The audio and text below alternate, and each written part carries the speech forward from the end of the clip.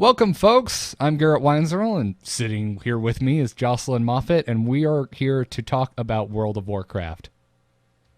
I'm very, very excited. When I was watching the announcement, what was that, on Thursday? Man, oh man, so excited. The Yep. whole time I was just like, I need someone to talk to. Ugh. Yeah. We were both just like, kind of like, oh my god, what about this on text? And you were like, oh my god, look at that. And then we're like, we should just record a podcast because we clearly want to talk about this. We're very excited about it. So this show doesn't have a name, as you probably noticed. We're not sure what to call it. We're not even sure if we're ever going to do another one of these. But with that in Who mind, knows? let's have some fun and talk about Warcraft because holy crap, WoW is getting a lot of stuff coming. Who knows? I guess soon TM is when it's coming. Well, we do know beta this year, Yeah. which they kind of like dropped in right at the very, very end of the kind of presentation. They just kind of went, and beta later this year, and we're done. I was like, whoa, wait, what? Like, hold on. Could we back that up a minute? Yeah, because there was a time, Jocelyn, and as I'm sure you remember, where when Blizzard announced a beta, you could kind of time it. You're like, okay, well, that probably means about 3 months and then launch. But unfortunately, now we have the going on what, like its fifth month of StarCraft 2 beta. So I don't know what to think anymore. Yeah, in terms of timing, it's really interesting because they did say, I want to say like 8 or 9 months ago, that they were kind of working on stuff that was 2 and 3 expansions ahead. Like the WoW team is huge and they're working on story, they're working on bits and pieces, it's all kinds of crap. So I feel like Legion is probably pretty much ready to go. I would be surprised if it like they could probably just put it on PTR and launch it next week, except for the fact that they're Blizzard, and so they want to tweak and balance and make sure everything's absolutely perfect. So, I mean, I think we're probably going to see Legion spring 2016 with beta coming in and around BlizzCon, I would think. So yeah, then chat room's agreeing with me. Yeah, Q1 2016. That's what I'm hoping for. That's the point where as a WoW player, that's when I would be the most forgiving of the release window because so they released a new they announced the new expansion. It's called Legion, and they also went on to say that hey, don't expect any more content for Warlords of Draenor, which immediately makes me go, well, this better come out really soon because you were there for Mist from the get go. That was awful. We had a year of nothing. Yeah, and I mean the only thing that kind of filled in that space was the book by Christy Golden, War Crimes, which was awesome. Which But is, at the same I'm time, pretty sure you're the only person that would be like, oh, well, that was at least something. that Whereas was the fun rest of then. us are like, I'm sorry, it's not in the game. Who gives a shit? That's true. And that's always been one of my biggest, I guess, kind of pet peeves. I'm someone who does read the books, but I'd rather play that content in the game. Like I'd rather get that story delivered to me somehow in game. But I mean, I'll take books if I can't get anything else because I'm a lore nerd. So for me, I want to know the story. I want to know how things are going. I want to know where everybody is. So I feel like this time, if we're getting beta come, like, I mean, well, we're already almost most of the way. Oh, no, we just started August. Sorry, I'm like totally just disregarding August whatsoever. But I mean, we're a couple months away from BlizzCon, which pretty much rounds out 2015. So we've got a couple months till BlizzCon, then a couple months till 2016, and then Q1 happened. So there's no time in there really to write a novel because Christy Golden has said she's not like they haven't brought her on to write anything. So we're not going to have kind of that big, huge, long gap, at least from a we know a book is coming perspective. I think we're going to get this really, really, really quickly. There don't seem to be any big plot holes. There's not going to be, I don't think, a big patch. I think all we're really going to get is maybe something like we had with the Dark Portal, where we'll kind of jump in, do a little bit of story stuff. Like there will be a little kind of teeny tiny tie-in patch before we actually start into Legion. But I really think that we're going to see this sooner rather than later, and like actual soon, not Blizzard soon. Yeah, no, I hope so too. And I mean, they've been promising since really they announced like Burning Crusade all those years ago that they want to get out faster iteration of new content, and it's never really happened. I've never once have been like, wow, you guys, this is sooner than I expected. It's always, come on now, let's get something new into the game. Yeah. But whatever the case, so personal thoughts real quick on the announcement overall. Going in, I wasn't that excited. I let my subscription lapse for the first time since Warlords launched just a month ago. And I was like, I'm not playing a lot right now. Heroes is awesome. I've got a weird Diablo itch again. Hearthstone's always fun for the most part. No, yeah. I was playing Diablo like really hardcore for like a month there.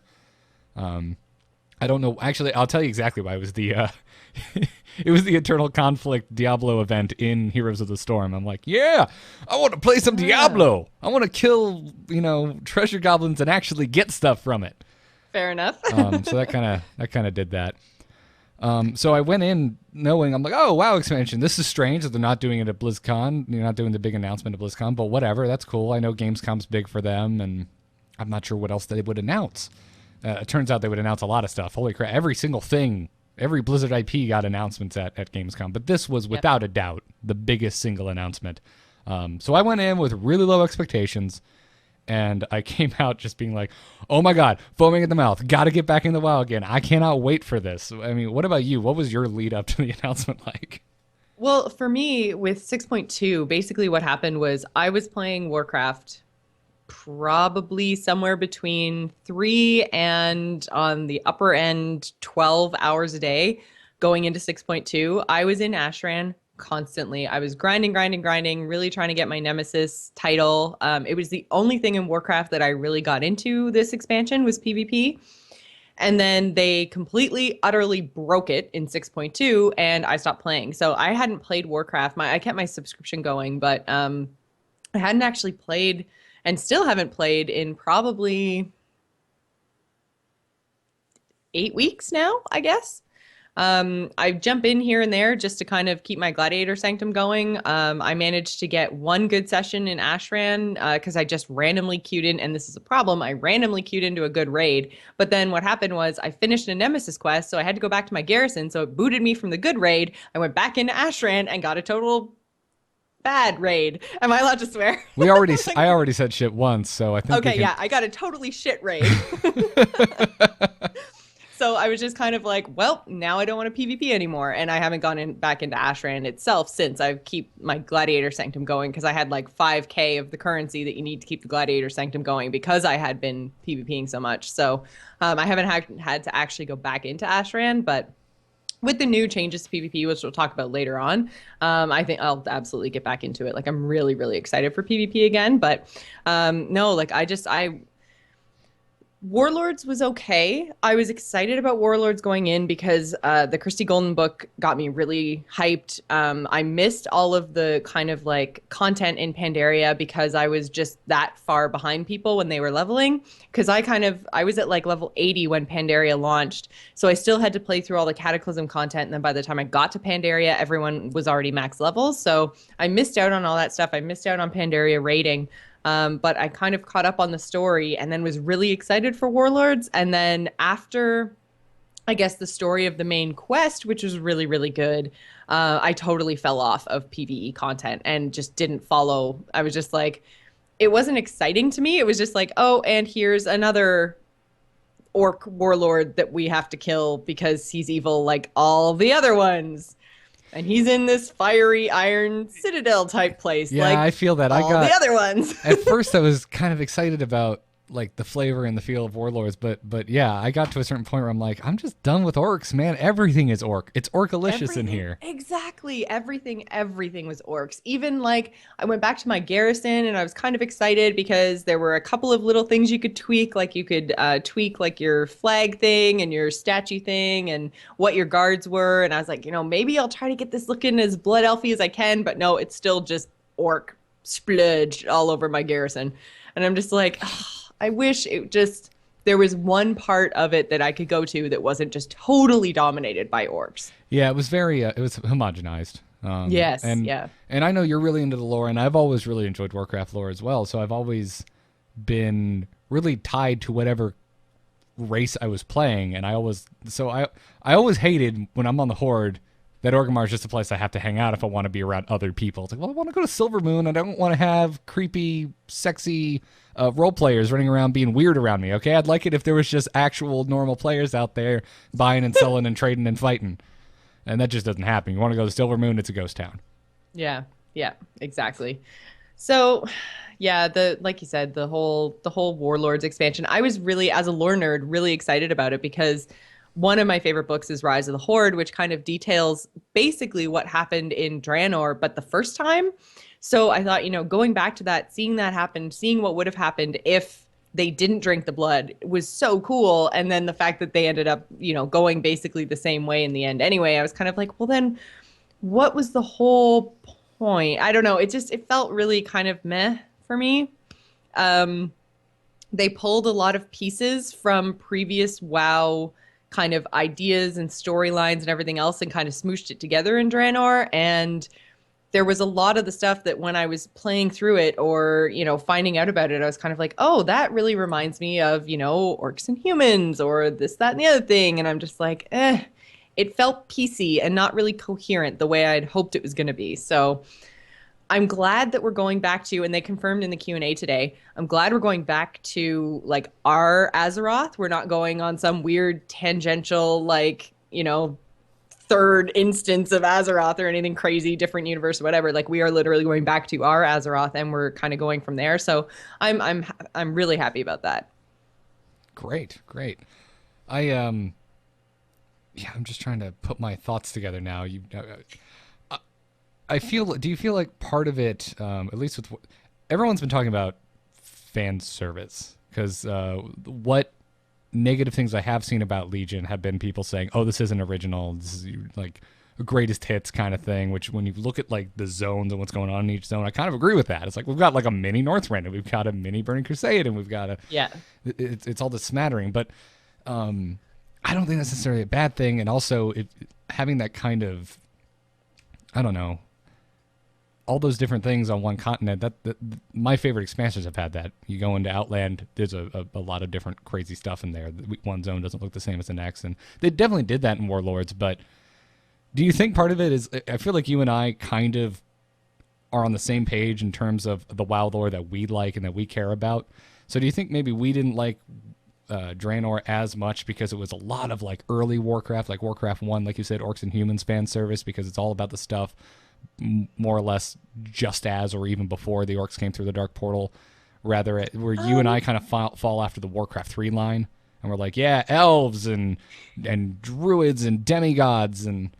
Well, it's not that I don't like that era of lore. Like I said, in Rise of the Horde, it pretty much is just orcs. And I think what I liked the most about that book is they're talking about the orcs when they were still clans and, like how they came together to be the Horde. Or I guess the early Horde, not the Horde we know today, obviously. I was a fan of that. I do like orcs and their story, and I like that, the whole bloodlusty kind of idea that it's something that they have to kind of keep in check and almost like to hang on to their own, personalities and mindsets and goals. And so I like orcs as a race, but I just felt like the story of Warlords was too repetitive. Like there were just too many orcs that weren't necessarily individualized enough. And again, I didn't raid past the first raid. So there was Black Rock Foundry, maybe. Was that the second raid? Yes. And then Hellfire Citadel. I haven't raided those two. So, but I have watched the cinematics. But I guess I don't know. For me, it was just kind of like I'd watch videos of people raiding, I'd follow some streams and stuff, and it looked like more of the same through the whole entire expansion. I couldn't differentiate like even the rooms where they were fighting bosses from raid to raid. Where, I mean, if you look at Ice Crown versus like Ulduar, they're totally different. You can watch videos of people raiding in those and you're like, oh, that's Ulduar. Oh, that's Ice Crown. But in Warlords, it was just like, that could be any boss in any place. That could even be Siege of Orgrimmar. So, it seemed like a lot of the same. And I think I got lost. And I don't like feeling lost as someone who loves story. Like I want to be like, oh yeah, that's that guy, and we're killing them because this reason. And I really didn't get that in this expansion. Yeah, you missed some really amazing fights though, by the way, if you haven't done Black Rock Foundry. So get in there. And I've heard that. I did hear that Foundry was really interesting and really fun. But at the same time, I'm not a PvE player. I like PvP because I enjoy that the fight is different every single time. Like, yeah, I know the classes, yeah, I know their abilities, I know what's coming at me, but that player, since it's player controlled, is always going to be different every single time based on environment, based on how many people are on each side of the fight. It changes every time. I can't just memorize where to stand and what to shoot and what my rotation is going to be. I have to adapt, and I like that style of play. I find raiding is either LFR, which I've only done once and will never do again, or it's, study, know exactly where to stand, know what your class is inside out, and make sure that you X, Y, and Z in this fight. And then you move to the next room and okay, now you need to ABC, and you need to make sure that you're standing in this corner over here. And it's like, well, I don't want to stand in a corner for 10 minutes and just fire arrows at something. That's not fun to me.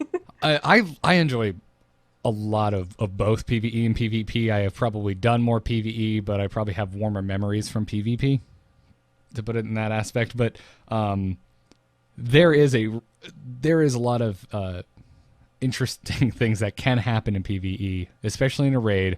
And the thing I enjoy the most, oddly enough, is when things go horribly wrong, and you still find a way to adapt to whatever went wrong and come out ahead and actually win. I'll never forget the first time we downed Sindragosa, but the last time I was really a hardcore raider was Lich King. I've raided since, but that was like 4 nights a week. Get in there, bring your pots or you're out. It came down to our last, everyone died. We won with the mage throwing their last mana worth of spell out and killing Sindragosa, and the mage died as Sindragosa died, and just, TeamSpeak going crazy, everyone's screaming, and our ears are bleeding out of our headphones, and that's cool. And that's something you don't necessarily get in PvP, but I don't know. It'd be nice to PvE, Jocelyn. Raiding can be really cool, but it is so incredibly dependent on the group that you have and your relationship with those people. That's true. And I think that's something that I struggled with in Draenor as well. I think I mentioned on Angry Chicken and Gamers in a couple times, I was leading a raid, but then we had, our 2 tanks drop. And then so we had to find 2 new tanks. Then we had to train the 2 new tanks. And then we had a bunch of our healers drop. And it's just every single week we were constantly trying to recruit random people from AIE. And we had, some really, really great people come and help us out. But it was so hard to get any kind of synergy going. It took us forever to even, and I don't even think in the end that group ended up doing it. I think I ended up finishing it in LFR. But I mean, we were doing freaking, I can't even remember what it's called, Heimal for ever. The first raid, it just took forever. And I was starting to get really frustrated. And then a whole bunch of people started just not showing up. And then finally I was just okay, that's it. We're done. I'm not doing this anymore. You guys kept trying to get this guy named Garrett to come help, and he was a big ass, and Garrett was just totally always never there. It was really frustrating. He was oh yeah, I'm totally way into this. What do you mean you did it last night and you didn't invite me? And I was okay, next week, next Tuesday, let's do this. And then sure enough, come Wednesday, oh man, yeah, no, I totally wanted to do that. I'm pretty sure I was open with you that hey, I don't really got time for this stuff at the moment. I know.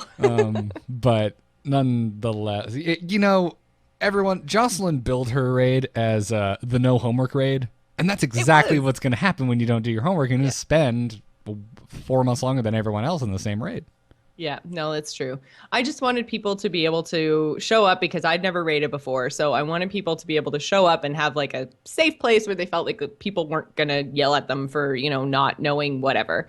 And that was fine. And it worked really well for the first few months. But eventually, it wears on you because you're just okay, we've been raiding together now for, 6 or 8 months, because we did a little bit at the end of Mist. Basically, what we tried to do when we were way OP and had all of our gear from end level Pandaria, we went back and we did what then was really easy raiding through Pandaria. Yep. Still didn't finish all of them, though. But yeah, it kind of got to the point, at least for me, where I was I wasn't having fun anymore because we would just be ramming our heads up against the same boss over and over and over and over.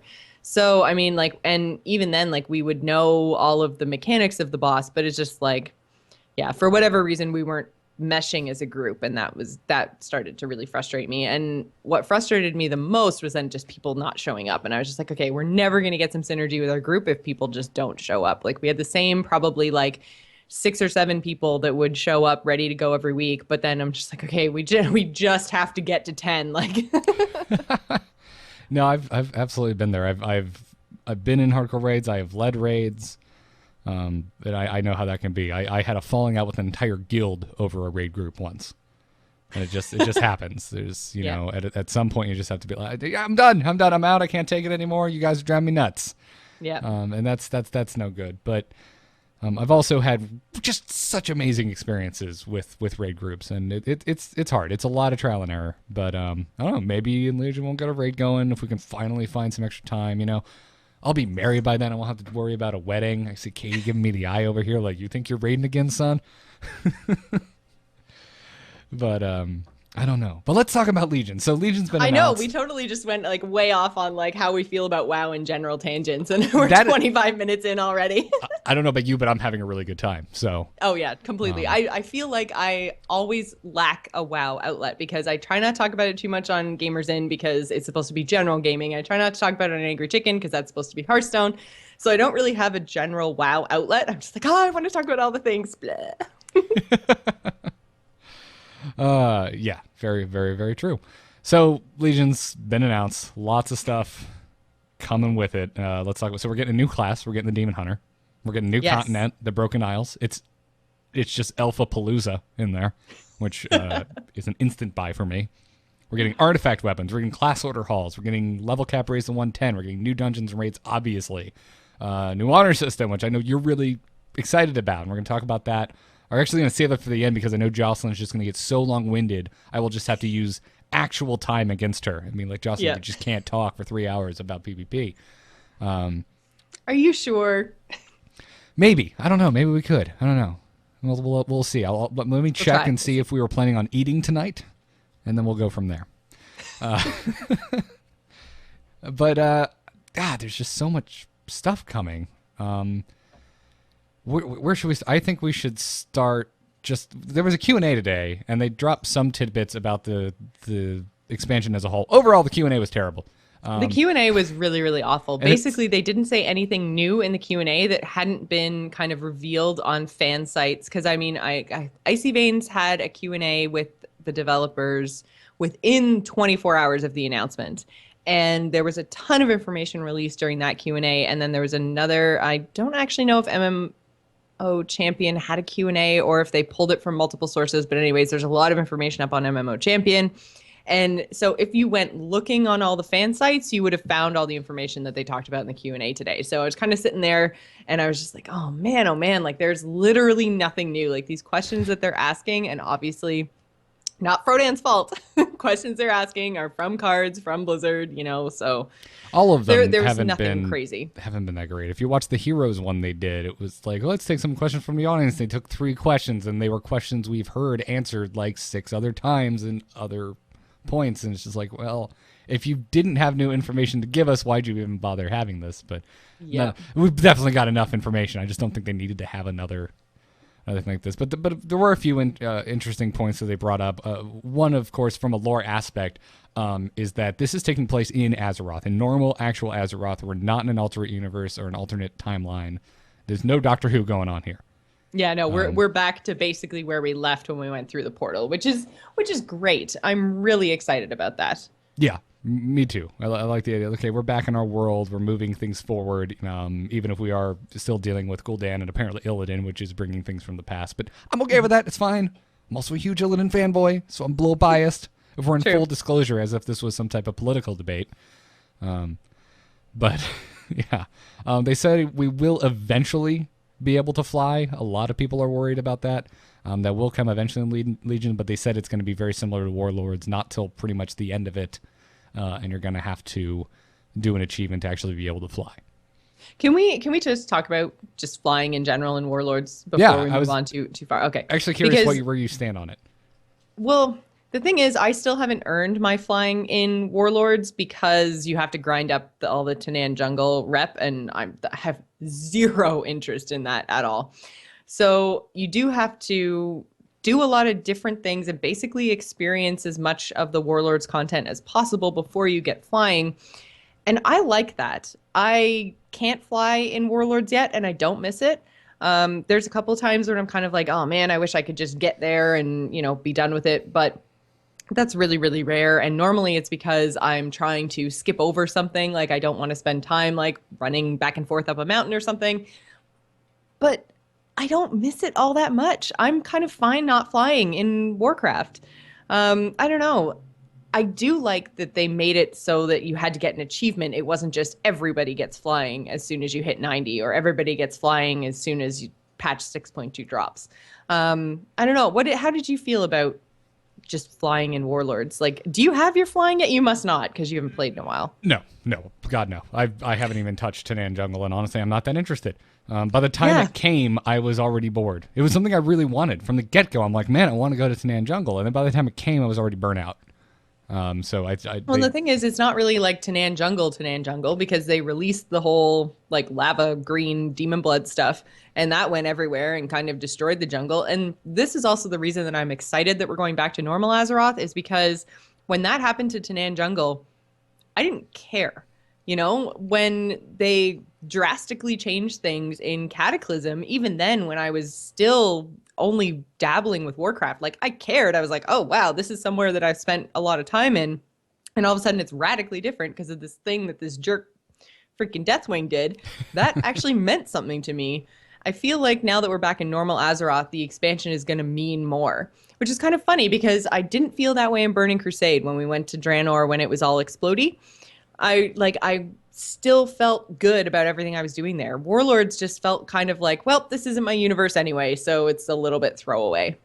That's true. I don't know. BC was just at the time. I mean, you went to BC like way after the fact, correct? Like you didn't I did, get yeah. So I've been playing since vanilla, and you've been playing since. When did you jump in? Post Kata. No, wait, just before Kata. Just before Kata. Okay, I think. Fair enough. Like I was like way low level when Kata happened. Because at the time, Burning Crusade seemed almost like Blizzard was just, we ain't your mama's MMO, because there's so many MMOs competing and they were all fantasy some way or another. And Blizzard's just like, bitches, we're going to space. And my mind was blown. So at the time, it didn't matter. Even if like maybe that feeling did start to creep in that, well, we're not in Azeroth, we're in Outland, and it's not necessarily affecting. It didn't matter. It was just so cool and so fresh and so different.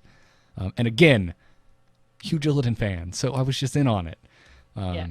So I don't know. I Burning Crusade was that's a high point for me. Lich King is my favorite expansion period, and everyone probably knows that. But BC's real close. So. But as far as flying, I'm kind of fine with it. Like I really liked Cataclysm was terrible for a multitude of reasons, and one of those reasons was you could just fly from the very beginning, and everything questing was like watching a bunch of smart bombs go off, because you would see a mob and someone would just come in on a griffin, kill it, and then fly out again, and then that would happen like 20 times. If you played on day one and you were out in Hyjal or wherever you were.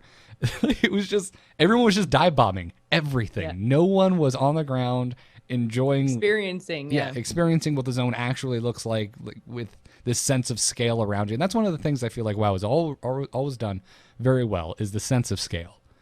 And you lose a lot of that when you have flying. So, that's so true. When Mists came out and they were like, all right, you're going to have flying, but not till your max level. I was like, okay, I'm cool with that. And I really dug it. I got through Pandaria. It was beautiful going through the freaking Jade Forest for the first time, cresting hills and seeing the next river valley or whatever.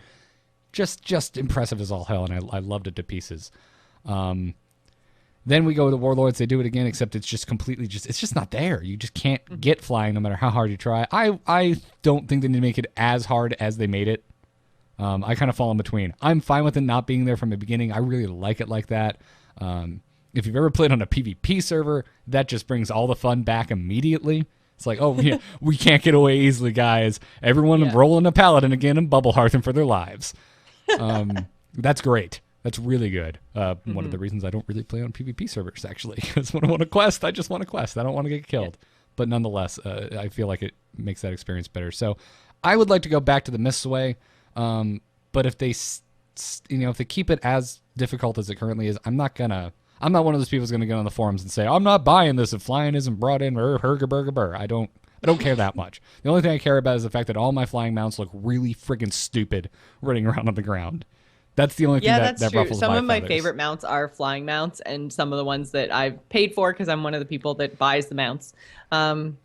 Some of the ones that I've paid for look super freaking awesome when they're flying, and then they're on the ground and they're just like, no, you weren't meant to run. Yeah, they did not animate a lot of the dragons very well. No, I will say the I dragons are the worst. surprisingly like how proto-drakes run around because they look like Tyrannosauruses with just wings strapped to their back. Yeah, a little bit. Yeah, they figured those out. They have kind of a cool running animation, but any of the four-legged dragons just look just derp as hell running around on the ground. Not a huge fan of those. But no, overall, I'm fine. It's whatever. I would like to just get it at max level, but I don't have to have it. It's of all of the over-encompassing things that I would like to see changed or brought to WoW, that's pretty low on my give a crap list. Mm-hmm. Yeah, So, that's very, very true. yeah, so whatever. It is what it is. Other points they brought up during the Q&A, there's not going to be a filler patch between Warlords and Legion, so expect that, or don't expect that. Which I kind of find interesting because didn't they talk about the Broken Shore, I think? So is that just going to be like when Legion launches, that's where we're going to be? Because I thought that might be another little content patch like the Dark Portal kind of preview. To me, it sounded like it's going to be like a week before the game comes out. Like we're going to get whenever the expansion patch hits, that's coming. I don't think it's that we're getting a specific patch just for that. It's just, hey, here it all is, but if the game doesn't come out for another 2 weeks, but here's this thing you can experience. This Broken Shore thing that you do. Okay. Right, which I'm fine with. I thought they did it really well with Warlords. We had that pre-Warlord event. I liked that. And you got, what did you get, a ring out of that, I think? Like a level 600 ring? Oh, God. Or not 600. I do not remember. Yeah, 600. Can't remember. Yeah, I don't remember. And then they ended up using that. That's also the area you start if you get a fresh 90, either with the boost from the expansion or buying one. Yeah. Which we get a boost with this expansion too, right? Do we? I think so. I think you get one level 100 character. I heard nothing about that, but if that's the case, hell yeah. Yeah, you get a level 100 character boost. Holy crap, that's so exciting. Yeah. Which is kind of good because I have a couple characters that are sitting at like 90, 91, 92 in there. Like I've done the Tanan jungle with them. I've gotten them to their garrison and now they're just sitting there because I was trying out a whole bunch of different healing classes for Warcraft, for Warlords, thinking that I would, heal for the raid or whatever. And I just couldn't get one that I really liked. So I do like that I could pick one of those three, play around with them at like 92 and then just say, okay, this is the one that I like and boost it to 100 and kind of start with it fresh. But it's always really hard, at least for me, and I think maybe I should level my alt before my main. I have so much fun playing on my main that then having to go through the stuff again with an alt kind of makes me not do it. So maybe I'll start with an alt and then go over to my hunter, and it'll be fun twice. I'm going to finally have my Death Knight I've always wanted and never took the time to level. Oh, I have a Death Knight who's at like 77, I think. I have one that's like 74, yeah. And that's just where I'm like, I'm back to my Paladin now. I just want to do endgame stuff. And the Demon Hunter also, because they're hero class, they start high as well, somewhere in the range of 95 to 100. I would be shocked if they made you play Warlords.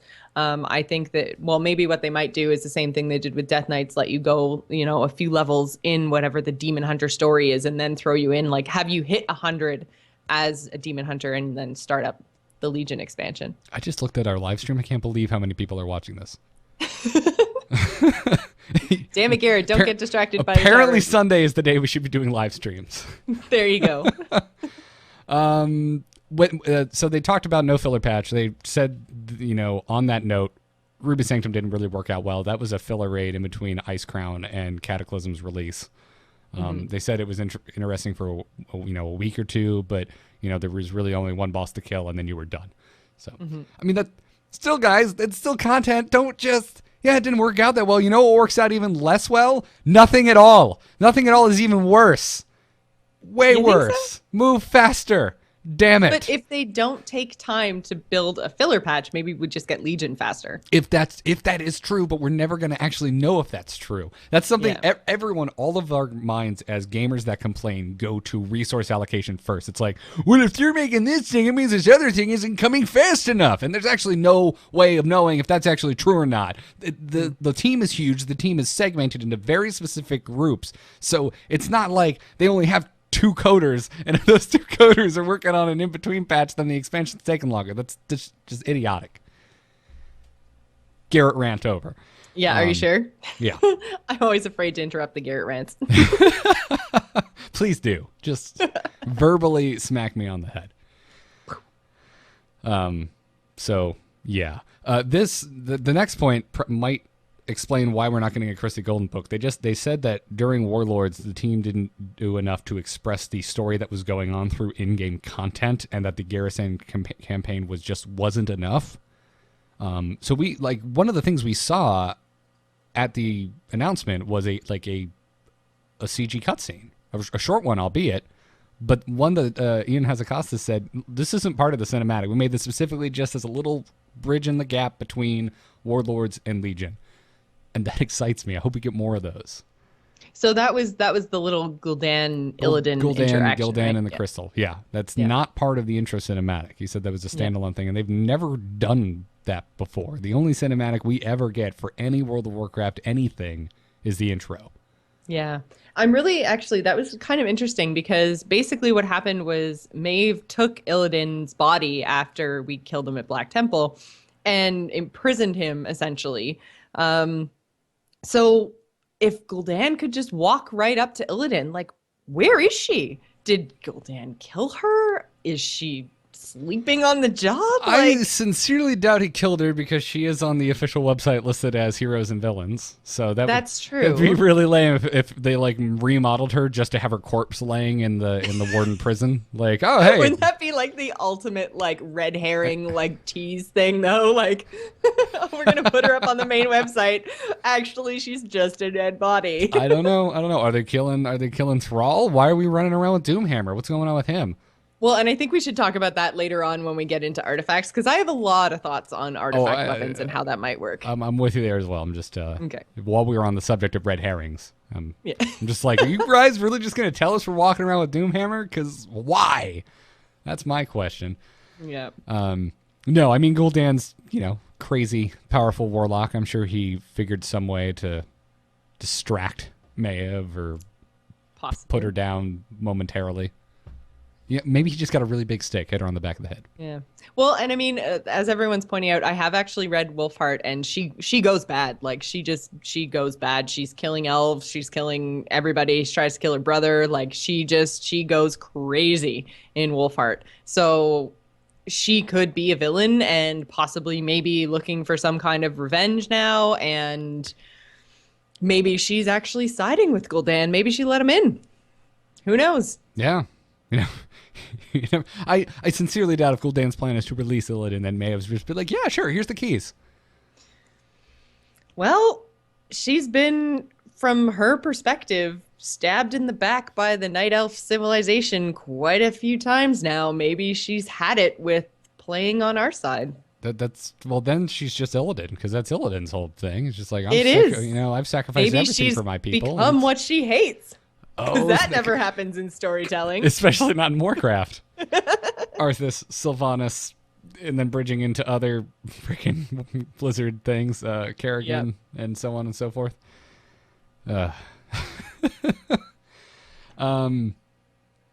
So they also said that Illidan's storyline is going to span the whole expansion. So, spoiler, he's not dying in the middle. Which is good. Yeah. I'm down again. Love me some Illidan. Bring it on. I find Illidan to be a really, really interesting character. Have you read War of the Ancients? No. I have read only one Warcraft book ever. Oh, Garrett! Sorry. I just... War of the Ancients really goes into him and Tyrande and Malfurion and their whole origin story, and it's really, really interesting, and so I find him to be a very complicated character. So, and have you done, because there's a whole bunch of quests and kind of scenario type things that you can do in and around Illidan in Warcraft. Have you run into those? Where you actually get to see him go to tomb and get Gul'dan's skull? No. Oh yeah, That that's sounds in amazing. Felwood, I think. That sounds super cool. Yeah, I'm 99% sure it's in Felwood. And so it's this whole like quest line that you go through and you get to kind of like do this kind of crazy look back see thing, and you get to experience the whole like Malfurion Illidan confrontation at the tomb and get him getting Gul'dan's skull and turning into a demon and all this kind of cool stuff. That sounds really amazing. I need to go do that right now. Show's over, folks. So yeah, Illidan is actually a really, really complicated character. So I'm excited that he's actually going to stick around. I find him similar to Garrosh, but different, more complicated, been around longer, all that kind of stuff. So there's a lot going on with Illidan. I mean, Garrosh is just like an angry orc. Illidan was... He kind of is. Illidan, he's trying to basically make the Horde a powerful force. And how he goes about doing that, he ends up, kind of betraying a lot of people and losing his way, I guess, is the best way to put it. But he wasn't. It wasn't the Horde though. It was just the orcs. Like he was Orc Hitler. Well, he was all about Orc Master Race, and everyone else is ancillary. I'll use you as cannon fodder. Again, as like, there was a point in Garrosh's story that had the other races of the Horde kind of like fallen in line, I think they would have been included more with the orcs. The reason that he got to the point that he got was that there were always orcs that supported being powerful. The Tauren, the Trolls specifically, the Blood Elves kind of were in the middle. Basically, he did the same thing to the Blood Elves that the humans did to the Blood Elves way back in the day, and just we're all racist and whatever. Nobody likes elves for some reason. I don't get it. Anyways, the Tauren and the Trolls were very much like, we don't really want to go to war. Like, why are we trying to kill the Alliance? Like, why don't we just kind of like chill? We're cool with peace. And if they had been more on board with Garrosh's kind of power-hungry vision, he would have brought the Tauren and the Trolls in no problem. So there was that kind of point, which would have been right around the whole Theramore incident. Incident. I sound like I'm totally just like, you are a big deal that we just bomb the place. You're a really good PR representative for Garrosh Hellscream, just so you know. Yeah, but kind of like leading up to that fight, if they had been a little bit more on board, he would have brought them in the fold, and he didn't, because they were like, no peace, and he was like, F that. Yeah, well, he's a dick. Yeah. Oh yeah. No. Yeah. I'm on board, and what happened to him had to happen, and I'm on board with that. I'm just saying, like, he had a very similar sort of a thing, sort of an arc, I guess, to Illidan. But then, as we all know now, spoilers, Garrosh was not around for the entire Warlords expansion. So I'm happy to see that we're going to actually get a really long, fully inclusive arc for Illidan and his storyline. Yeah. And I think he's going to be more than just a straight up bad guy. Like, he might be kind of pissed off with the way everything went, but maybe he's going to come onto our side. I mean, his demon hunter, Illidari type people, we're going to be them, right? So there's got to be some sort of realignment of Illidan as a character, I think. True. Don't forget, though, we also have Death Knights, and Arthas was very far from reasonable in Wrath of the Lich King. That is true. But that's it. I'm fine with either. It can go either way. We already know that we're going to be dealing with Malfurion also at the Broken Isles. So Illidan's brother is going to be there on the front lines. Who knows what's going to happen? I'm very excited. I love elf lore, man. I love it, especially night elf lore. I'm all about it. So I'm really interested to see what happens with those guys. So yes. So moving away from lore, another interesting tidbit. I'm sorry, I go on crazy huge lore tangents. Hold back. I love this stuff. So moving away from it though for a second, because back to some of the stuff they brought up in the Q&A, they said that they were working on a social feature that's under development right now that's going to notify you when friends join a queue, and you're going to be able to join the queue with them without being Which is so cool. Yeah, without being like, hey, could you unqueue and invite me to party and then re-queue again? Like, yes, huge quality of life change. I want it now. Let's do that. And they also went on to talk about how they just want to improve communication across the board, just in general. They said, if you have a group of friends that you raid with or PvP with, there should be a better way to talk with them. That is so true. That was one of my biggest pet peeves when I was trying to like lead the raid is there was no easy way for me to just say like I have this group of people, I want to send them a message. Like I had to go in and be like, okay, this person gets the message and then this person gets the message and then this person gets the message through the mail. So yeah, it was very, very difficult. I mean, obviously it was easy to communicate with the guild, but it was just really hard to communicate with like a group within your guild. So I'm interested to see how they're going to implement that, but I'm glad that they're finally looking at how people talk in a multiplayer game. Yeah. We might actually get, and this was not a direct answer, but they said that we might actually be able to get we might actually be able to transmog items to look like older legendary items, which I'm just sitting here going, why wasn't this ever the case? Like, why can't we just transmog legendaries? Yeah, I never understood that. Like, I mean, I don't know why they tried to restrict transmog. If you've earned the item, why can't you make your stuff look like it? To me, I always looked at it like, well, this makes legendaries less important than literally every other item in the game.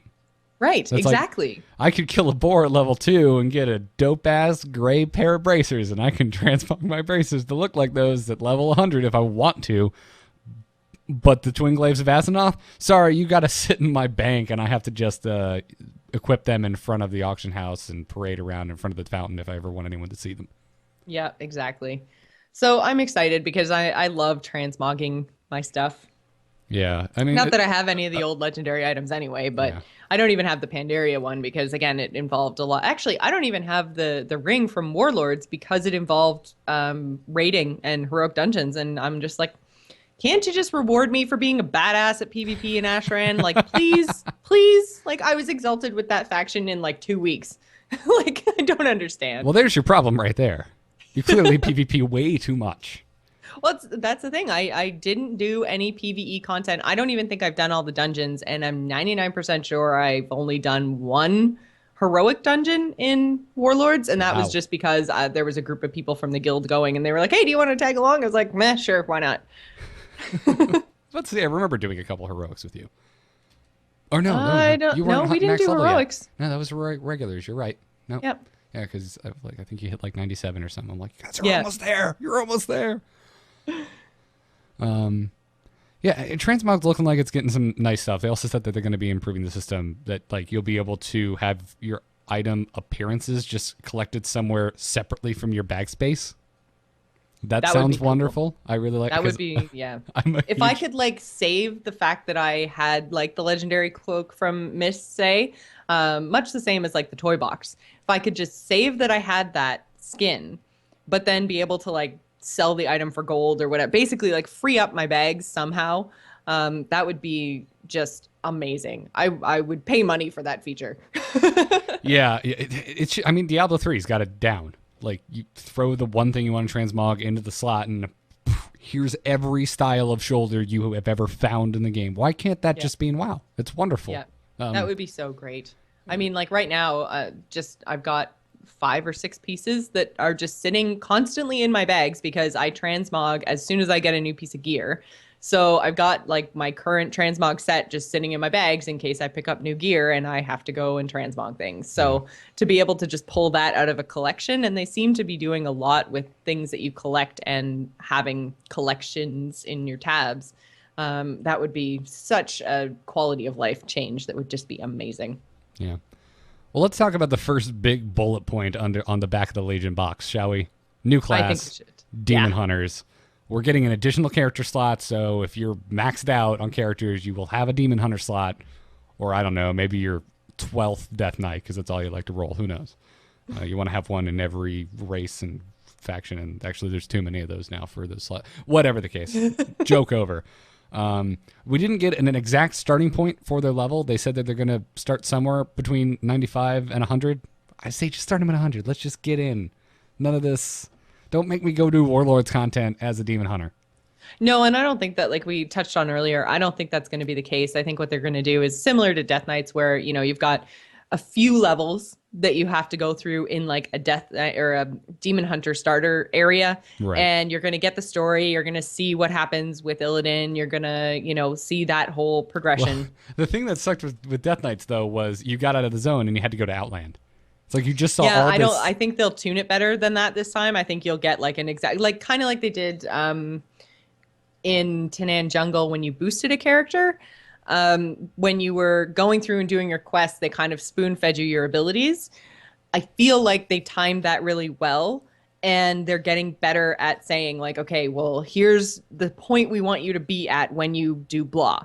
Yep. So I feel like we'll maybe get a level 95, and by the time we're through the kind of back-end Illidan story for the Demon Hunters, then we'll be ready to jump right into Broken Shore. So even if that makes us hit 99 or something, but I think that we'll just jump right into Legion content. I don't think, especially since it's a different universe, I don't think they're going to send us back to Draenor. Yeah, I'm with you. That's what I'm hoping for. And chat room's making a good point that even if you start at 95, they'll probably aim at you being around 98 or 100 when you leave and can just go straight to the Lost Straight Files. to Legion, yeah. Yeah, so bring it on.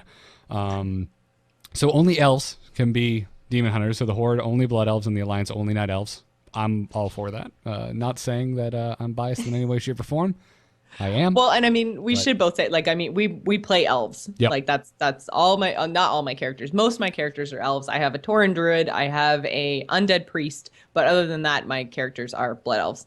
But I like that only elves can be this. At first, people were like, oh, but I hate elves and I don't want to be an elf and blah, blah, blah.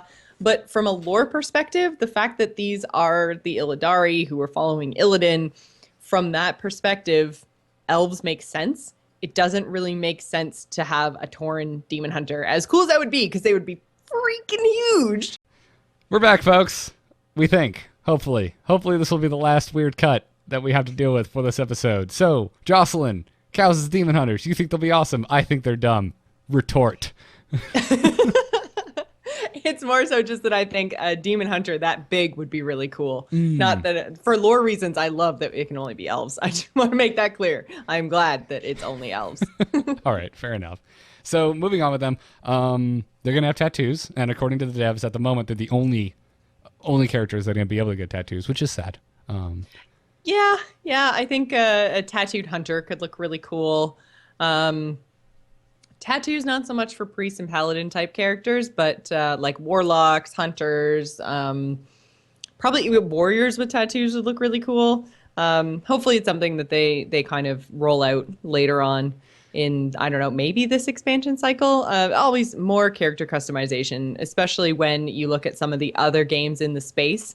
There's so much customization available now for character creation that WoW is really lagging behind in that area, so I hope we can see some stuff, especially, and we're going to get into them again later, obviously, with everyone having artifact weapons, the more ways you can differentiate yourself, the better. So I hope this is kind of like a insight into things to come, like stuff that they're working on.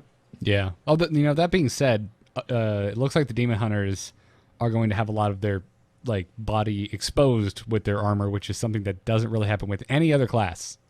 Every other class is pretty much covered up, so you wouldn't even see your tattoos. With the exception of a few select very popular items on the auction house that people like to buy for their female avatars or male. I've got the hot pants that are hot pants regardless of what gender you throw them on. Nice. Yeah, you know when I want to party in World of Warcraft. Mm-hmm. Oh yeah, shaman. Chat room is mentioning shamans would be really cool too. And there are some. I was gonna say there's very few male items, but. Like, I mean, male like male armor, not male like boys. So, but I mean, some of the leather stuff and some of the cloth stuff is pretty revealing. Yeah, I guess so. That's a good point. It depends too. It's I feel like we haven't had tier sets or any late game stuff that's like that. It's a lot of stuff holdovers from vanilla and whatnot. Yeah. But anyways, moving on with the Demon Hunters. So they only have 2 specs. They're gonna have Vengeance, which is a tank spec, and they're gonna have Havoc, which is a DPS spec. So we already know that they're gonna be wearing cloth and leather armor, and so they went on to say that the tanking spec they're probably gonna be heavy on the dodge and parry, since they're not gonna want to just stand there and get hit. They're gonna more avoid being hit. which is bringing me back to the days of watching Rogue's evasion tank rule during Burning Crusade. That was always fun. Yeah, it's going to be interesting to see because they also talked about not wanting to crowd the boss too much. Like, if you've got a whole bunch of melee classes, then, at least from this perspective, they're not all going to be standing in the same spot. You're going to have your tank like bouncing all over the place because they have like an ability, right? Like a dash sort of thing. I was watching a video earlier of some of the Demon Hunter play, and they're really, really mobile. So just to see them like literally bouncing all over around the foes, like to get behind them and do different moves and stuff, is really, really interesting. So I like the idea of almost like having your typical melee people, like your warriors and your paladins and stuff, right up on the boss. Your Demon Hunter in kind of like the middle space, being like pew pew, like in and out and in and out, and then you've got your ranged, your mages and your hunters and stuff that are kind of standing around outside doing a whole bunch of stuff. So it's like spreading people out a little bit more. Yeah. Though that said, I can't imagine that the Vengeance Demon Hunter will be jumping all over the place, because there are definitely certain bosses where it would suck if they turned them a certain way. Yeah, that's true, but we might see some change-ups in boss mechanics too, because we've now got a more mobile tank. It'll be interesting. Yeah, I'm curious to see how that plays out. Their mobility, though, is crazy. The gameplay trailers for the Demon Hunter has me really excited. I never thought I'd be this excited about a damn double jump, but apparently so is the crowd, because when they mentioned double jump, everyone cheered. True. Double jump's really fun in every game a double jump has ever been in, so now we're going to get it in World of Warcraft. That sounds great. It adds a little bit more complexity and a little bit more kind of skills to the game, because I know any game with double jump, it's all about timing, right? So to add that kind of like increased mobility plus timing plus a new kit of skills plus melee, like it seems like it's probably going to be pretty complicated to play, and I'm excited about that. Yeah, no, that also means any of those like the old platforming puzzles out on the Timeless Isle, Demon Hunters they're broken for that now. Yeah, so much easier for them. Which is perfect. I can go back and get all the cool stuff. Yeah. They also talked about the weapons they can use. Obviously, glaives are the big thing, but they will also be able to use daggers, fist weapons, and one-handed axes, maces, and swords. But glaives are interesting because it's a new weapon type. We haven't had glaives in the game before. But we've seen like sentinels guarding Darnassus carrying them around, but other than the actual legendary war glaives of Azeroth, we haven't had glaives in the game. And those are considered swords, I believe. Yeah, and I mean, we're probably not going to see Demon Hunters actually use daggers, fist weapons, all that kind of stuff, because as they've talked about a lot about artifact weapons, and there's not going to be weapon drops. There's not going to be, a whole bunch of change. It's going to pretty much just be the artifact. So I would imagine that both of the Demon Hunter classes, because you get a different artifact depending on what your spec is.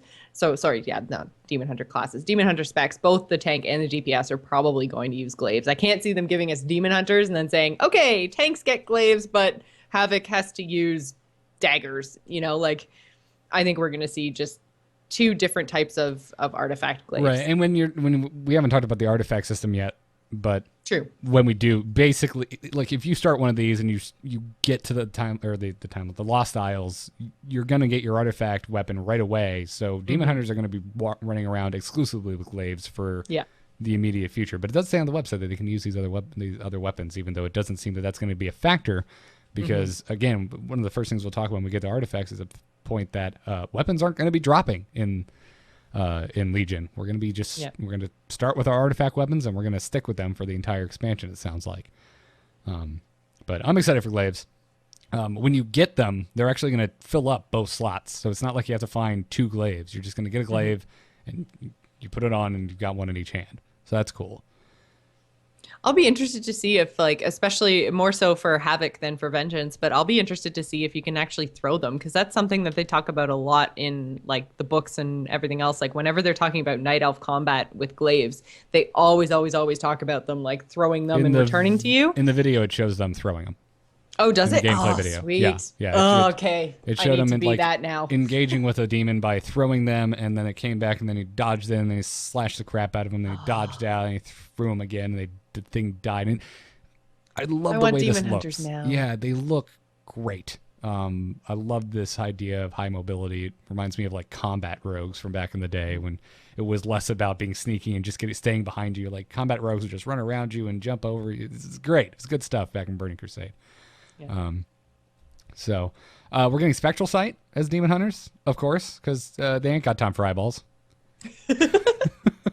So they're going to be able to see through walls and obstacles, so you'll be able to see your enemies. This will be really interesting for PvP, especially like because you've done more Warsong Gulches than you probably want to remember, Jocelyn. Like folks like to camp and hide in the flag room, and now Demon Hunters are going to be their value are going to go really high up in Warsong Gulch because it's going to be interesting to see what other kind of because I'm thinking rogues, hunters with camouflage. Like it'd be really interesting to see what kind of abilities we're going to get as other classes to kind of balance this off. Because you're right, in PvP, this would be ridiculously OP. It's like basically the demon hunters would be able to see everyone on the entire map, and you kind of lose that interaction with the environment. And that's pretty key in a lot of different PvP places is, like knowing who's defending what. And like, I mean, I'm thinking even like Eye of the Storm, you can be around inside or behind towers and kind of use that to your advantage to hold something, or somebody comes to take it and there's actually 3 of you and they thought there was only 1. If you've got Spectral Sight and you can just see everybody, then, you take away that kind of advantage that you have as a defender. So, I really want to know what they're going to do, or if, like a hunter in camouflage or a rogue doing their disappeary thing, if those are actually going to be revealed as well or not. Sorry, I'm just laughing because Katie just sneezed and clearly was trying to be quiet about it and failed miserably. I can't deal with this right now.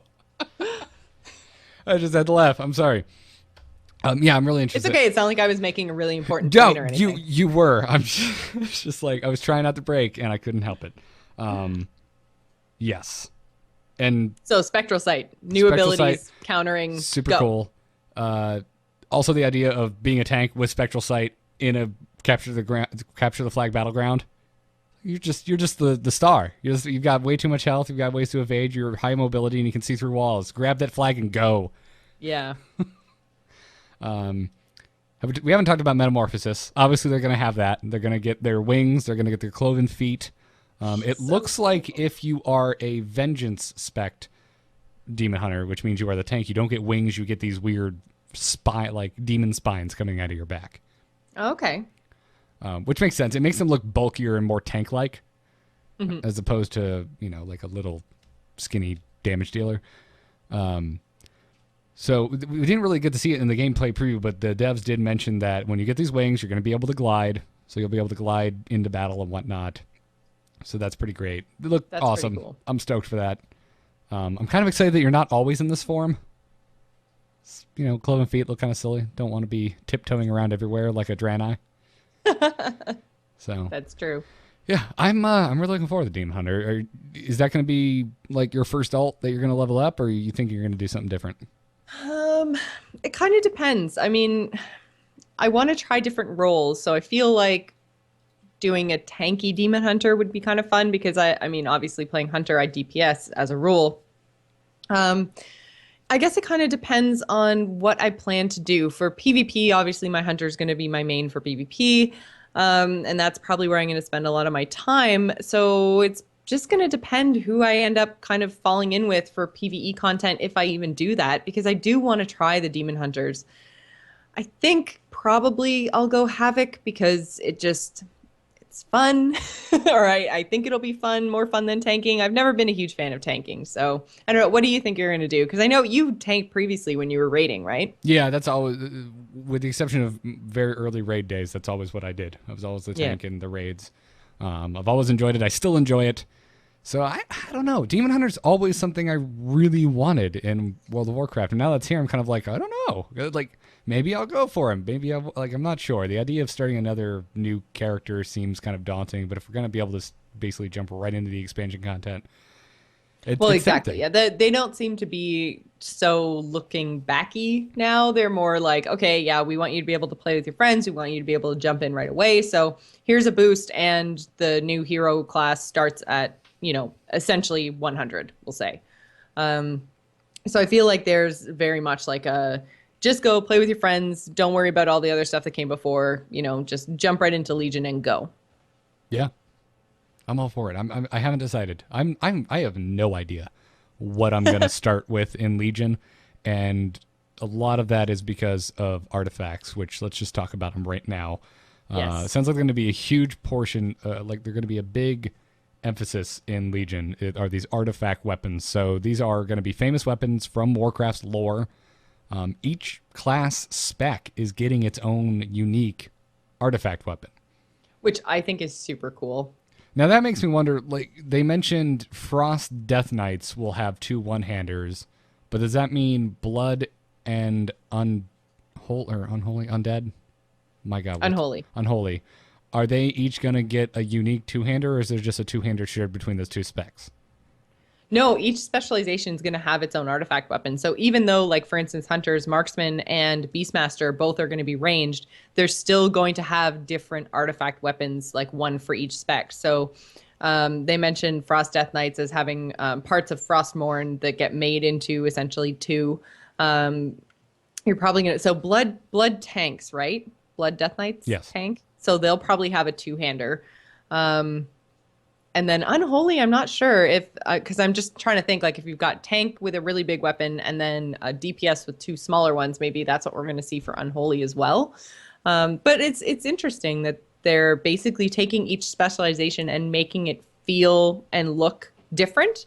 Because right now, I mean, you can line up a whole big group of hunters and all of the hunters look the same. You can't be like, oh yeah, that's, a marksman, that's a beastmaster.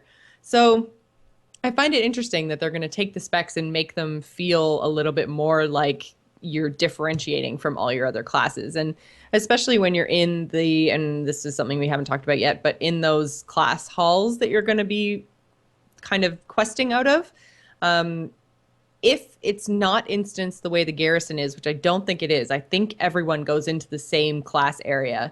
It's going to be cool that, like, all 3 of the specializations within the hall are going to be different.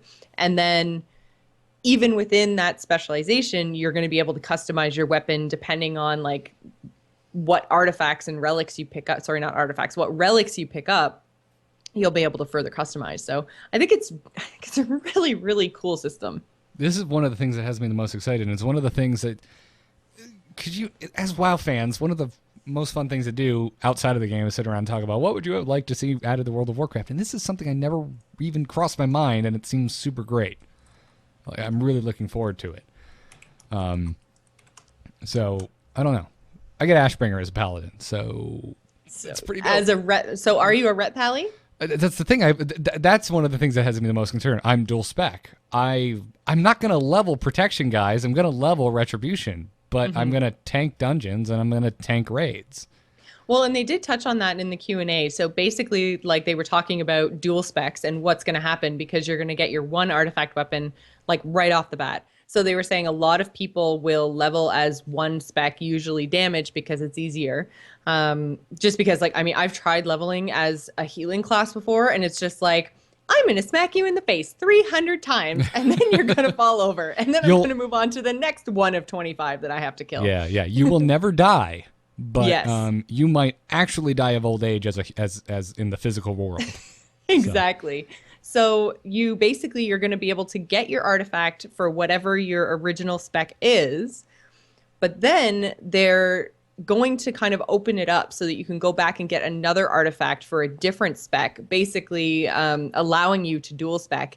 And the really cool thing that they were talking about too is because you have that loot option where you can choose what you want your loot to be, you can be kind of playing as, whatever it is. I totally forgot already what you said the spec was for damage for paladins. Anyway. Retribution. Oh, is it retribution? Yes. Okay, so you can be leveling as a Ret Pally, but then at the same time, you can choose your loot spec to be something else. Say you want to heal, then you can be leveling and playing as retribution, but you can be getting relics for your other weapon. So you don't have to be sitting there and playing, like, you don't have to grind it all the way up for both of your specs. Yeah. No, and that sounds good because they talked about a lot of that stuff. Specifically, again, we're not going to be looting weapons at all in Legion. The artifacts are what we are stuck with. They You said, say stuck with as if it's a bad thing. well, I guess it's a bad choice. You're just going to have, that is what you have as your weapon for Legion. They said that they had a few ideas on how they are going to work, and they're not sure yet. They said one of the options is that your artifact will start as an epic, and then there will be a way for it to become legendary over time. Mm-hmm. It might just start as a legendary. It might not have a quality. It might just be its own thing. And they talked about all that. And I feel like that's whatever. Make it whatever. It's all kind of ancillary. If it works and it's cool, that's all that really matters. I don't care what color the words are when I mouse over it. Yeah, there's some people that are way hardcore about that. Like, oh, there's a really big difference between epic and legendary. And it's like, well, the stats are going to be the stats are going to be the stats. Like, who cares what label they smack on it? Like you're going to level it up. Oh, sorry. I guess I'm jumping ahead a little bit, but basically, like, it's gonna be the same regardless at like whether they call it legendary or call it epic or call it an artifact. It's gonna have the same effect on your gameplay. So don't get hung up on labels. Right. And talking about dual specs and multiple artifacts, they said that there will not be a catch-up mechanic for the artifacts in the game. So your alts are going to have to level it up just as quickly or slowly as your main does. Yeah. But they also said that they don't want it to be too painful for you to change specs. So they said there might be some kind of catch-up mechanic for getting the artifact weapon for another spec. So it sounds like they're leaning like no catch-up mechanic between your characters, but maybe a catch-up mechanic for multiple specs on your same character. Yes, yeah. Which sounds okay. I hope that they go with that. Again, they weren't being concrete. They weren't saying this is definitely how it's going. They're like, well, this is what we're thinking about. Which I like. In the past, Blizzard would be like, well, if we're not sure, we're not going to say a damn thing. That's never fun. Yeah. But they were a little bit more open as well during Warlords. Talking about what they were thinking about and everything else. And I think the community did a pretty good job about not jumping all over them when things were changed. So I think as long as we as a WoW community don't keep jumping down Blizzard's throat every time, oh, you promised us X and now you're giving us Y and I really wanted it to work X way. I think Blizzard will keep being open with us. So that's what I'd really like to see. Yeah. Yeah, absolutely. So, I mean, and then they also went on, they explicitly said that they don't want it to be double the work to maintain two of these things. So exactly. I'm really anxious to see how this plays out, because that's exactly how I play. If I always usually play a hybrid class, and I'm going to level damage, but I want to tank when I get to max level. So, it has a talent tree, the weapon itself. Which is so cool. I saw that and I was just like, oh man, it looks like a constellation to me. No, it does. It looks strangely like a couple expansions ago, they drastically simplified the talent system, and now it looks like they're complicating it again by giving us this weapon that has really specific abilities that you unlock over time through the relic system, it looks like. Yeah, I feel like they had a lot of maybe complaints, we'll call it, from the community when they kind of pared everything down so much in Warlords. It had gotten a little bit bloated with just abilities and talents and everything else, and they did pare it down. And I think that set them up to be in a really good place in Legion, where now they can add a little bit of complexity, but they've also added it to the weapon. So if in the next expansion that they decide that it worked or it didn't work or whatever, that's really easily removable from the game by just giving you a new weapon that doesn't have that. It doesn't fundamentally change your character as much as your abilities and your talents. So they've still got flexibility while giving us a bit of complexity, and I think it's a really nice balance. Yeah. And they also said, so there's a lot, if you look at any of these, if you go to, MMO Champion or the official Legion site or wherever to see an example of this talent tree, it looks like there are a lot of traits for any of these. Yes. Ashbringer's a single weapon, but it has a ton of points, whereas they showed an image for the Frosty K dual wielding swords, and it had a bunch of points split between the two swords. And they did say that you will eventually be able to get each and every single one of those traits, but you can unlock them in a different order, if you were to. So my Frost Death Knight isn't going to unlock the traits in the same order as my buddy who's playing a Frost Death Knight, or at least we don't have to. Now we could, exactly, but we don't have to. Seems almost a little bit like how they were dishing out the randomized talents as you leveled to 100 in Warlords. But in this case, you kind of pick your path. It's not as randomized. Like, you have to have this trait to unlock this other trait, but you could have taken a different branching path at some point to arrive somewhere completely different. which I like. I like that. I like that. Because obviously everyone's gonna there's gonna be people out there who are gonna min max. Everyone's gonna want to know what's the best talents for everything, and if you can just eventually get everything, it becomes you don't get really like super anxious about making the right choice for the right weapon traits. Mm-hmm.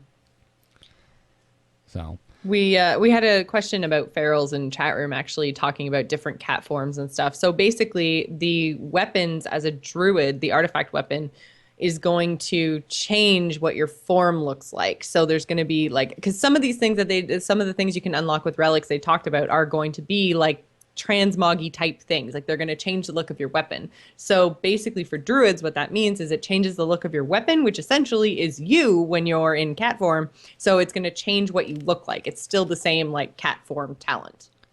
Right. It's really super cool, actually. They only had a couple cat forms to show. But I'm really, and they didn't show any of the Guardian, any of the bear forms, and I'm really looking forward to see what those look like. And then I'm also curious, are we finally going to get an updated Moonkin look? I realize Moonkins, you can see their weapons, so it's probably not going to affect how the Moonkin looks, but I hope to God they actually update the model. Yeah. Because I'm done, man. I'm done. I want a nice looking Moonkin. They're absurd looking. I want them to look epic and absurd looking. I'm sure we'll probably see updated models with this. No. I like that a lot. They had to do that. They had to make the artifacts customizable in the way they look, right? Because if every paladin's going to be running around with Ashbringer after Retribution, there's only one Ashbringer, man. You got to have him look different in some way, shape, or form. And personally, this is where like the art nerd in me came out. I'm like, holy crap! Look at all these variants. They captured the essence, but they look completely different. They do. And I also like that they said that there's going to be, through the PvP system we'll talk about later, there's going to be a PvP specific transmog that you can unlock. So that obviously appeals to me. But they've revealed anyway through some of the screenshots that they put up during the presentation about 5 different like artifact weapon transmogs that you can work towards. So excuse me, I'll be interested to see like what you can actually do, because it looks like those are like the 5 bases. I want to know if I can have like the flamey looking sword, but then have a relic that makes it flame blue or flame green, you know, like kind of if relics are going to be the way to kind of start the dye system that everyone's been talking about so much, or if it's just going to be, you're going to have one of 5 potential like swords to use. Well, they showed color variants. Did they show color variants? How did I miss that? On Ashbringer, they showed one of the models and it had 3 color variants. Oh, so you went into like your Ashbringer panel and you picked like the red, blue, or green color variant. And it see, there was so much. I feel like they just talked about so much that like all of these kind of things, just little bits, slip through the cracks. I need to go back and watch the whole thing showing again. During the artifact segment, they like show a staff and like, and this is for survival hunters, and they just moved on and we're like, wait, slow down, survival hunters are melee now? What is going on? I'm so stoked for that. Yeah. I just wish I could be a melee survival hunter without a pet. But it looks like, and that's the thing, it looks like they're revamping all the talents again, because if you have 2 hunter classes that are going to have pets, and then 1 hunter class marksman, which is not going to use pets at all, that means that lone wolf is no longer going to be a talent you can choose, because lone wolf essentially made you any hunter class or any hunter, specialization, but without a pet. So we're going to get a talent revamp too? Like crazy. Yeah. It's there's a huge emphasis on making each specialization of a class unique from the other specs. Now, obviously, it seems like all rep paladins are going to look more or less the same. But again, my Ashbringer could look different than your Ashbringer. I don't like, chat room right now is saying that the melee survival hunter without a pet is a rogue. It's not exactly, or at least what I kind of envision in my head, not exactly the same, because what I'm looking for is like using stealth and traps, and like basically I want to do more with my traps. I feel as a hunter I don't use them very often. You've got a little bit of boss control that uses traps, and you've got a little bit of PvP that uses traps, but in general I want to be able to like sneak up, place a trap, and then like jump out of a tree with a spear sort of thing. I like that too. Yeah. I like that too. I miss having like a weapon on my back. Of course, now I'll just be beating people with a weapon as opposed to just having it on my back while I shoot them. Hunter was my first main, so I'm really curious about that and how that's all going to work. I'm not sure it's enough to get me back in and make Hunter my main again, because it's like, well, I personally, I always want the option to tank if I have to. Healing, not so much. I have no interest in healing you unless it's PvP. But, yeah, I have no real interest in raid healing. Mostly it's just PvP healing that I'd like to do. Yeah, me too. My favorite thing to do in PvP is the thing that makes my enemies the most angry, and I feel like everyone else not dying is something that definitely enrages my foes. Yeah, you just have to kind of get in the headspace where you're okay with the fact that you are going to die a whole lot because you become the target in PvP. Yeah. Talk a little bit more about artifacts and specifically transmogrification. You will be able to transmog your artifact weapons to look like something else. However, you will not be able to transmog other weapons to look like your artifact weapon because stupid friggin' reasons. I don't know why. Well, I mean, but if your artifact weapon is going to be the most powerful weapon and pretty much the only weapon in the expansion, why would you want to equip, say, Warlords weapon with lower stats and transmog it to look like your artifact? Jocelyn, that makes a lot of sense, but I'm not talking about the present, or actually technically the future. I'm talking about the next expansion, where I grew really attached to my Ashbringer, but they're not going to update it, and then I just have to throw it in with the rest of the legendaries I'll never get to transmog. Well, but they talked about how legendary things might become transmoggable, so that could be in the future. It annoys me that available. This is even a thing, period. Why not just make any item you can pick up transmogrifiable in any way, shape, or form? Why put that restriction? Fair enough. So, I don't know. But yeah, as it stands for Legion, it doesn't sound like that's going to matter. It seems like we're going to be using our artifacts for the whole damn expansion. But into the future, it would be nice to just know, yeah, you can keep that awesome, dope-ass looking flaming Ashbringer if you want. Go for it. We're not going to stop you. So. Yeah, and maybe right now they're saying you can't transmog things to look like the artifact because there are so many things about the artifact that are kind of customizable. So not everyone's artifact's going to look the same. So that would be a really complicated system for them to deal with if they've got to say, okay, they want this specific version with all of these relics, making it look like blue, flamey, and whatever. Then that becomes really difficult, I would think, from a programming perspective. Once you unequip an artifact, it'd be really interesting to see if that actually saves what relics you have attached to it, or if then when you re-equip it, you have to choose your talent tree over again. Yeah, I don't know how we're gonna deal with that, or how they would deal with that, but it might be the reason that right now they're saying we're not even gonna worry about that. It seems like kind of a quality of life thing we might see later, but one of the things that they're not going to say, yes, right now we're going to put resources into this. Because again, it's a future expansion thing. Like there's no reason to equip a weapon in Legion that's not your artifact weapon. Right. No, I agree. Again, just like, why is this a thing at all? Why have that? I'm not sure. I don't understand. I've never understood it.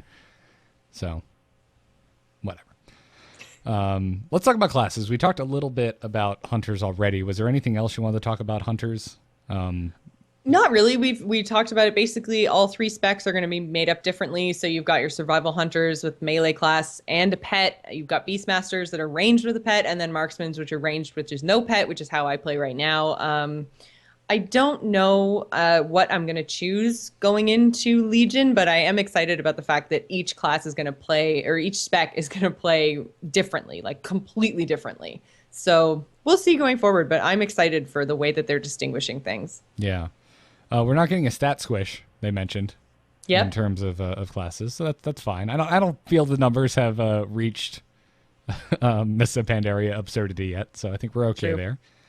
Yeah, and they said it's still going to be another expansion or two before we were going to get back to Pandaria levels, and they'd have to do a squish again. So I think it's fine. You know, every 2 or 3 expansions, squishing numbers down. Yeah, everyone was worried about it, and I think it turned out fine in Draenor. Mm-hmm. I don't think it was an issue. Yeah, I didn't really notice a big, huge difference. Like, did the stat squish have any impact on you at all? I mean, other than the numbers weren't absurdly huge, no. Yeah, so I thought it was a little bit easier to keep track of. I mean, I felt, I guess, right at the very beginning of the expansion, I felt a little bit like, oh, I'm only doing 1,000 damage. Damn it. but it's relative, that's changed though. so much. Right. Right. They also said that they have not decided whether or not we're going to get a new talent row for level 110. With the artifacts, I don't know if we need it. I don't know if we do either, but this also makes me think that maybe this expansion is a little further out, because I feel like these kind of things, I don't know, it seems like they're unsure about a lot of stuff. But maybe this stuff comes a lot further along, a lot later in the development process than I realize. I'm not sure. Warlocks are getting a change. Demonology Warlocks are going to be focusing on summoning and controlling demons rather than having Metamorphosis dominate. So, because they gave that to. Do you think they always wanted to do hunters. that, or do you think they're like, oh crap, demon hunters are here? Sorry, Warlocks, you can't be awesome silhouette demons anymore. That kind of made me laugh. But that's cool, too, that it's, again, a bigger focus on demons, which I feel like demonology always should have been. Yes, absolutely. Yeah. And then discipline priests are getting a big overhaul. They're going to be a damage healer. They're saying they're going way more focused on offensive healing rather than atonement to make it more interactive. You know, you're still going to have your power word shield, so you're not completely losing your shield. But they said that they're going to sustain their healing through DPS. They're hoping for a 50-50 split between DPS and healing. Which is really, really interesting. I'm curious if it's going to work. That's the thing I'm most... Yeah, I don't know. They're an interesting class anyway. I've always played, or the priest that I have is a holy priest, not discipline, but I did have a discipline priest who was in my raid, and it was just really interesting to see how all those interactions kind of played out. So to say they're going to be even more offensive, like, I don't know, man. I don't know. I'm really curious to see how this pans out. Like, yeah, it's going to be really hard. They're going to have some sort of, I wouldn't even say like a UI change to kind of like measure, because I'm thinking, don't balance druids have like a night day kind of thing that they monitor? Yes, they have. I feel like this is kind of similar in that they're going to have some sort of a meter saying like, do more damage or do more heal, like that. Maybe I feel like you can't do that for healing though, because you have to do healing when someone needs a heal, not when your balance bar says it's okay to heal. Like otherwise, you're a bad healer. You're not going to be able to heal as good as everyone else. Yeah, so that's why I think it's going to be interesting, and I think it might drive people more to Shadow and Holy, and Disc Priests might just not be a thing anymore. I don't know. We'll see. I hope not. But yeah.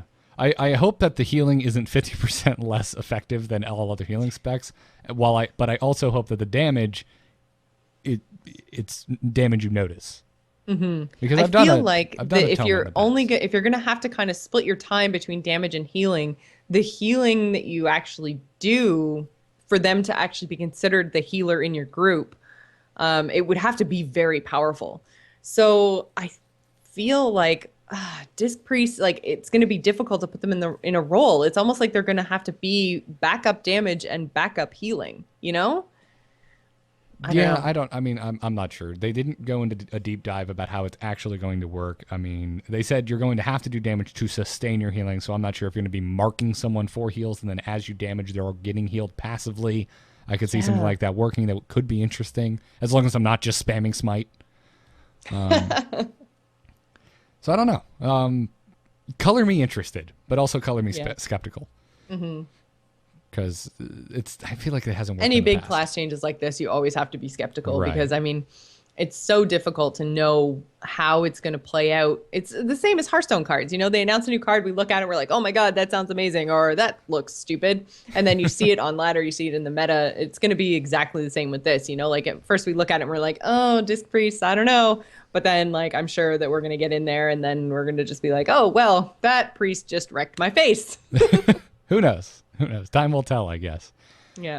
Let's talk about our last PvE thing before we get into PvP. Order halls and the champion system that we are going to find within them. We're getting super awesome secret clubs for our specific classes, Jocelyn.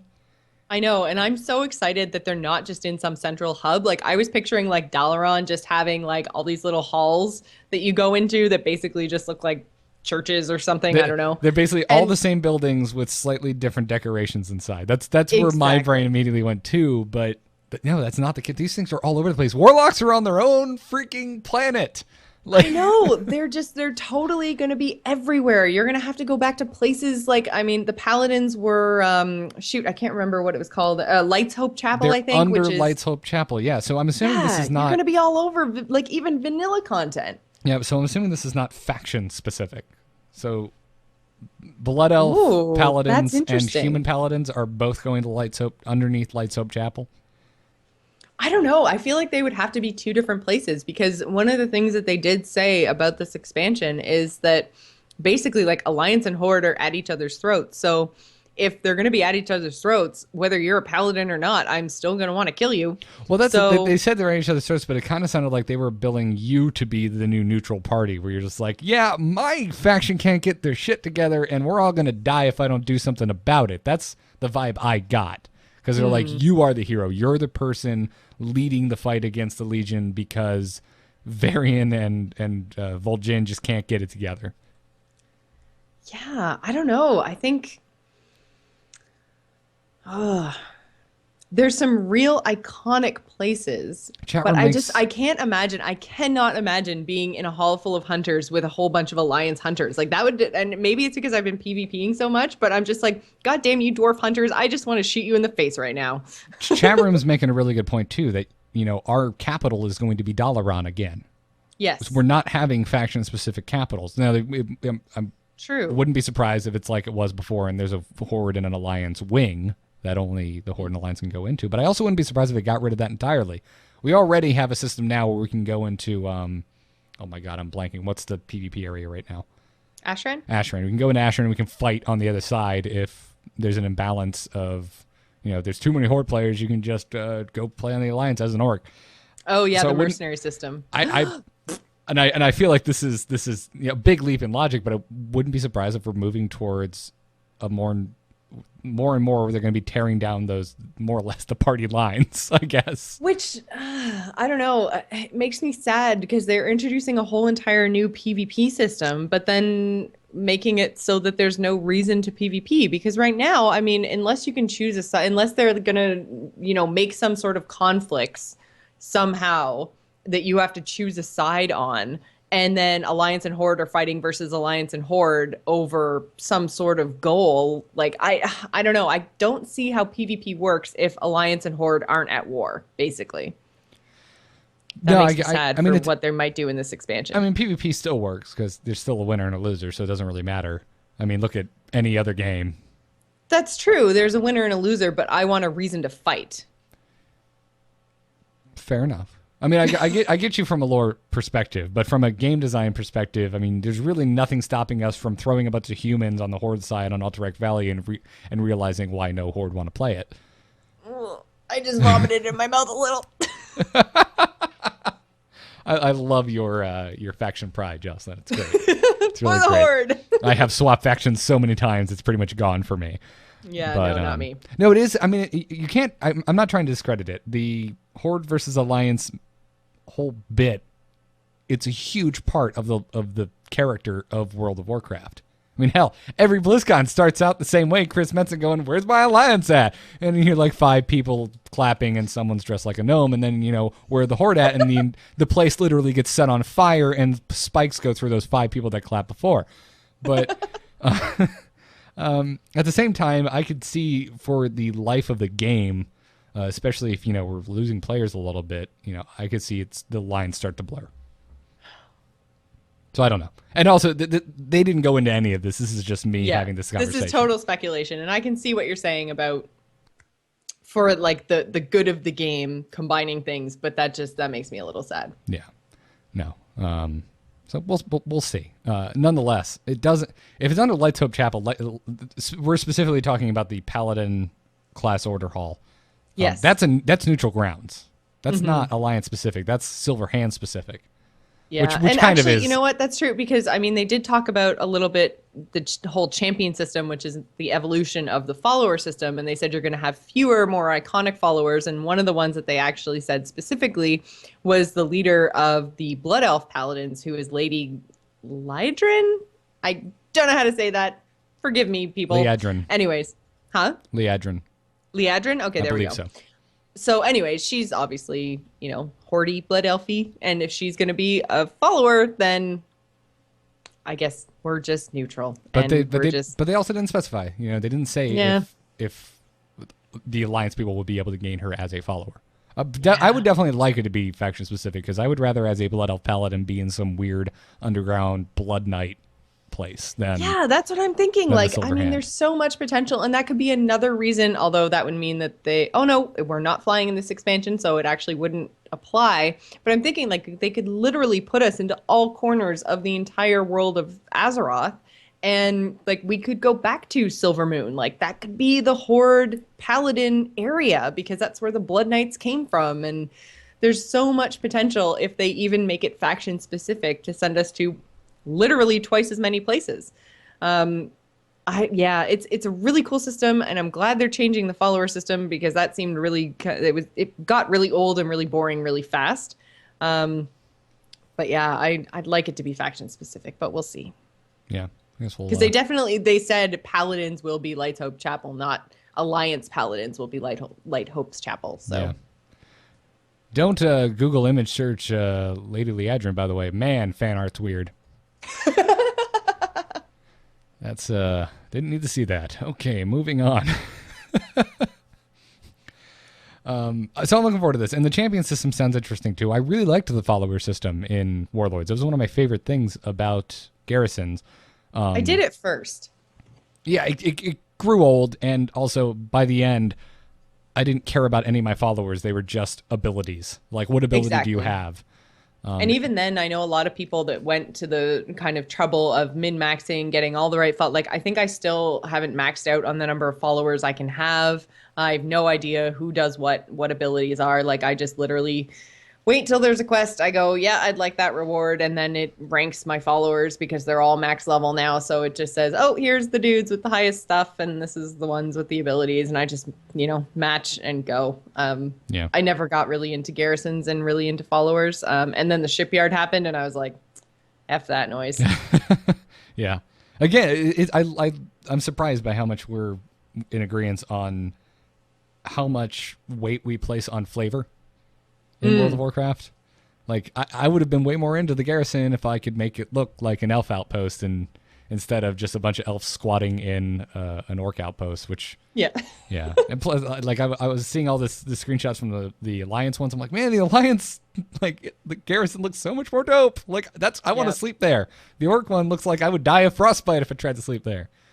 So I don't know. I'm not sure. So I'm really excited about order halls, even if they're not faction specific. But I'm really hoping they are. So I guess we'll find out later. All right, Jocelyn. PvP time. Yay. We're getting a new honor system. They apparently are not happy with how much of a factor gear has played in PvP for now the entire existence of this game, I guess. Yeah, and it was really interesting when they actually got into the differences between somebody who was fully honor geared and somebody who was fully conquest geared, and saying the conquest geared player was 80% more powerful than the honor geared player. And that is it's almost twice as powerful. It's crazy. So I'm glad that they're getting rid of that and making it more skill based. Like, I mean, there's the new PvP talent system that I'm sure you're going to get into in a second, so I'm not going to go too far into this, but getting rid of gear and kind of bringing that gap, like closing that gap and making it more your choices and your talents and your actual skill at playing the game is really interesting to me. I'm glad that they've done this. And I agree too. I mean, I still want gear to get because one of the things I like about WoW is the collect the things game. I like having a game where I have to collect all the things, and I'm aware of that. And people complain about that. I'm just like, why are you interested in playing an MMO? Period. If that's not the thing you want to do, like that's a big portion of any of these types of games. But at the same time, don't have so many different levels of armor and lockouts, and only certain people that PvP a ton can get the really good. Like you said, make it more skill based. Just here's And one level of stuff. Get that one level of stuff. All right, you're good to PvP. Now just don't suck at your class, and you'll do well. Yeah, and Ashran kind of made steps in the right direction in that it was something you could do in Warcraft PvP that would grant you both kinds of currency. Because previously you had your battlegrounds and your world PvP that gave you honor, and then you had to do all the rated stuff to get the conquest. And it was a big commitment. It was really difficult, as PvP should be difficult. But I mean, to try to get a team together, especially if you were doing both PvE and PvP content, it meant you had to have a raid team and an arena team and a rated battleground team and.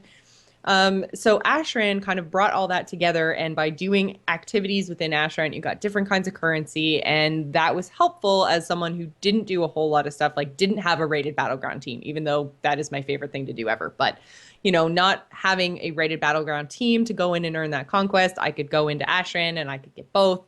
I could earn my different pieces of gear. I could fill in my slots with whatever currency I had more of and kind of progress that way. And it felt a little bit more even. But yeah, I'm glad that they're just moving away from that completely, because we actually did get confirmation Conquest's not going to be a thing. So they're getting rid of their currency for PvP, which is great. It's all basically just going to be like XP, basically. You're going to have, you know, PvE XP and PvP XP, which is great, I think. Yeah, I'm all for it. Now, the new honor system is crazy. Like you said, it's an XP system basically for PvP. And we're going to get PvP specific abilities, and it looks like there's going to be quite a few of them. Yeah, it looked like we had just as many tiers of PvP talents as we did of PvE talents. So you're going to be able to make some serious choices of how you want to PvP. And as far as I understand, those PvP specific abilities aren't going to work when you're in a PvP environment. So it's going to kind of know what activity you're doing, same way it does right now for gear. So your gear currently scales based on whether you're in PvP or PvE situation. So I think your abilities are going to be the same. Yeah, no. The thing I'm curious about is, are these things you always have access to, or do you like somewhere toggle? All right, I want my PvP action bars now, not my PvE. Yeah, that is. Although, because I don't want my it action didn't bars. seem like there were a lot of like active abilities. It seemed like it was more modding your existing abilities. Like one thing that they talked about was shamans and bloodlust, and basically having the PvP talent to change bloodlust changed it from like an AoE group effect to you and a specific target get bloodlust more often. But that's what I'm talking about. You would need a way to toggle that, because if you do both PvE and PvP, or if you're on a PvP server, if you're questing with a group, but if you're on a PvP server, then you should, I guess I see what you mean. Because basically I was thinking if you're on a PvP server, you're always in PvP mode. So you should always have your PvP abilities. But then if you're, you know, killing a random group of chickens because you have to kill chickens for a quest, then I can see what you mean. And they're really hard to kill chickens. So you've got 4 other buddies and you want bloodlust to affect all of them, not just you and one of them. Those damn chickens. They're Zelda chickens. Difficult. Yeah. Zelda chickens, or you know, you hit one of them and the whole gang shows up. Yeah. So that's my question. There is, you know, is it a toggle? It's got to be, in my mind. It has to be. Yeah. Because otherwise you're limiting yourself too much. Because it would also be cool if we did get some PvP specific abilities that aren't even necessarily modifying our existing ones. Nonetheless, can we just take a second and talk about how awesome this is? Finally, we are going to get a World of Warcraft where PvP can be balanced independently of PvE. Yep. How long have we been asking for this? Pretty much since Warcraft started, from what I understand. Yes. This is great. I think. I mean, who knows? It might come out and it might be the worst thing ever, but I sincerely doubt it. No, I think it's really, really cool. I'm looking forward to it. I like the idea of not only just the straight up being able to change my spells for different PvP situations, but I'm also looking forward to the whole being able to kind of grind through it multiple times. And this was one of the questions that people ask, because there's a prestige system, which those of you familiar with Call of Duty will be familiar with. Basically, you reset your honor level once you hit max, and then you do it all over again for basically cosmetic type rewards. So there's a badge on your unit frame that shows off your rank. There's mounts, there's artifact variants, all that kind of cool stuff. Very, very cosmetic for doing it over and over again. The mount looks dope, and so do that's how you get your PvP specific artifact like transmog, Yeah, and and those look I really saw cool that too. mount, and I was just like, okay, so how fast can I possibly prestige up to that mount?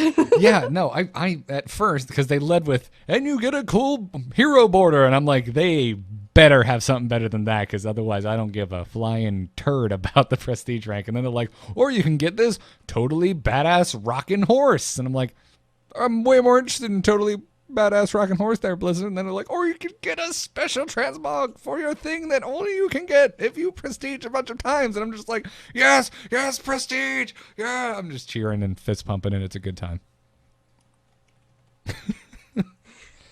Are you talking to the chat room? Totally not talking to the chat room. No. I don't know what you're talking about. No, not at all. No. Darn it, Jocelyn. Sorry, totally excited about PvP, all of this. And so in terms of prestige, is that the kind of thing that you think you're going to do just until you get the special mount, or are you going to go through it over and over and over again to get all of the rewards? Or It really depends on how awesome those rewards look for my specific class.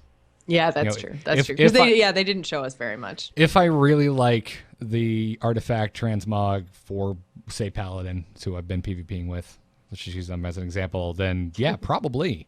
I mean, it also depends on how long it takes you to do this. Because there's my other concern is how much of a draw is this going to be for hardcore PvP players? If you're in an arena team and you guys and your team expects you to show up every night or however many nights a week you do arena with your game face on, you're not going to be able to reset your talents and not have access to all your PvP talents.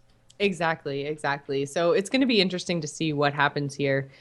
They definitely did say that when you prestige, you go back to level 1. So you lose access to all of your talents. It gives you a warning saying, just so you know, you're going back to level 1.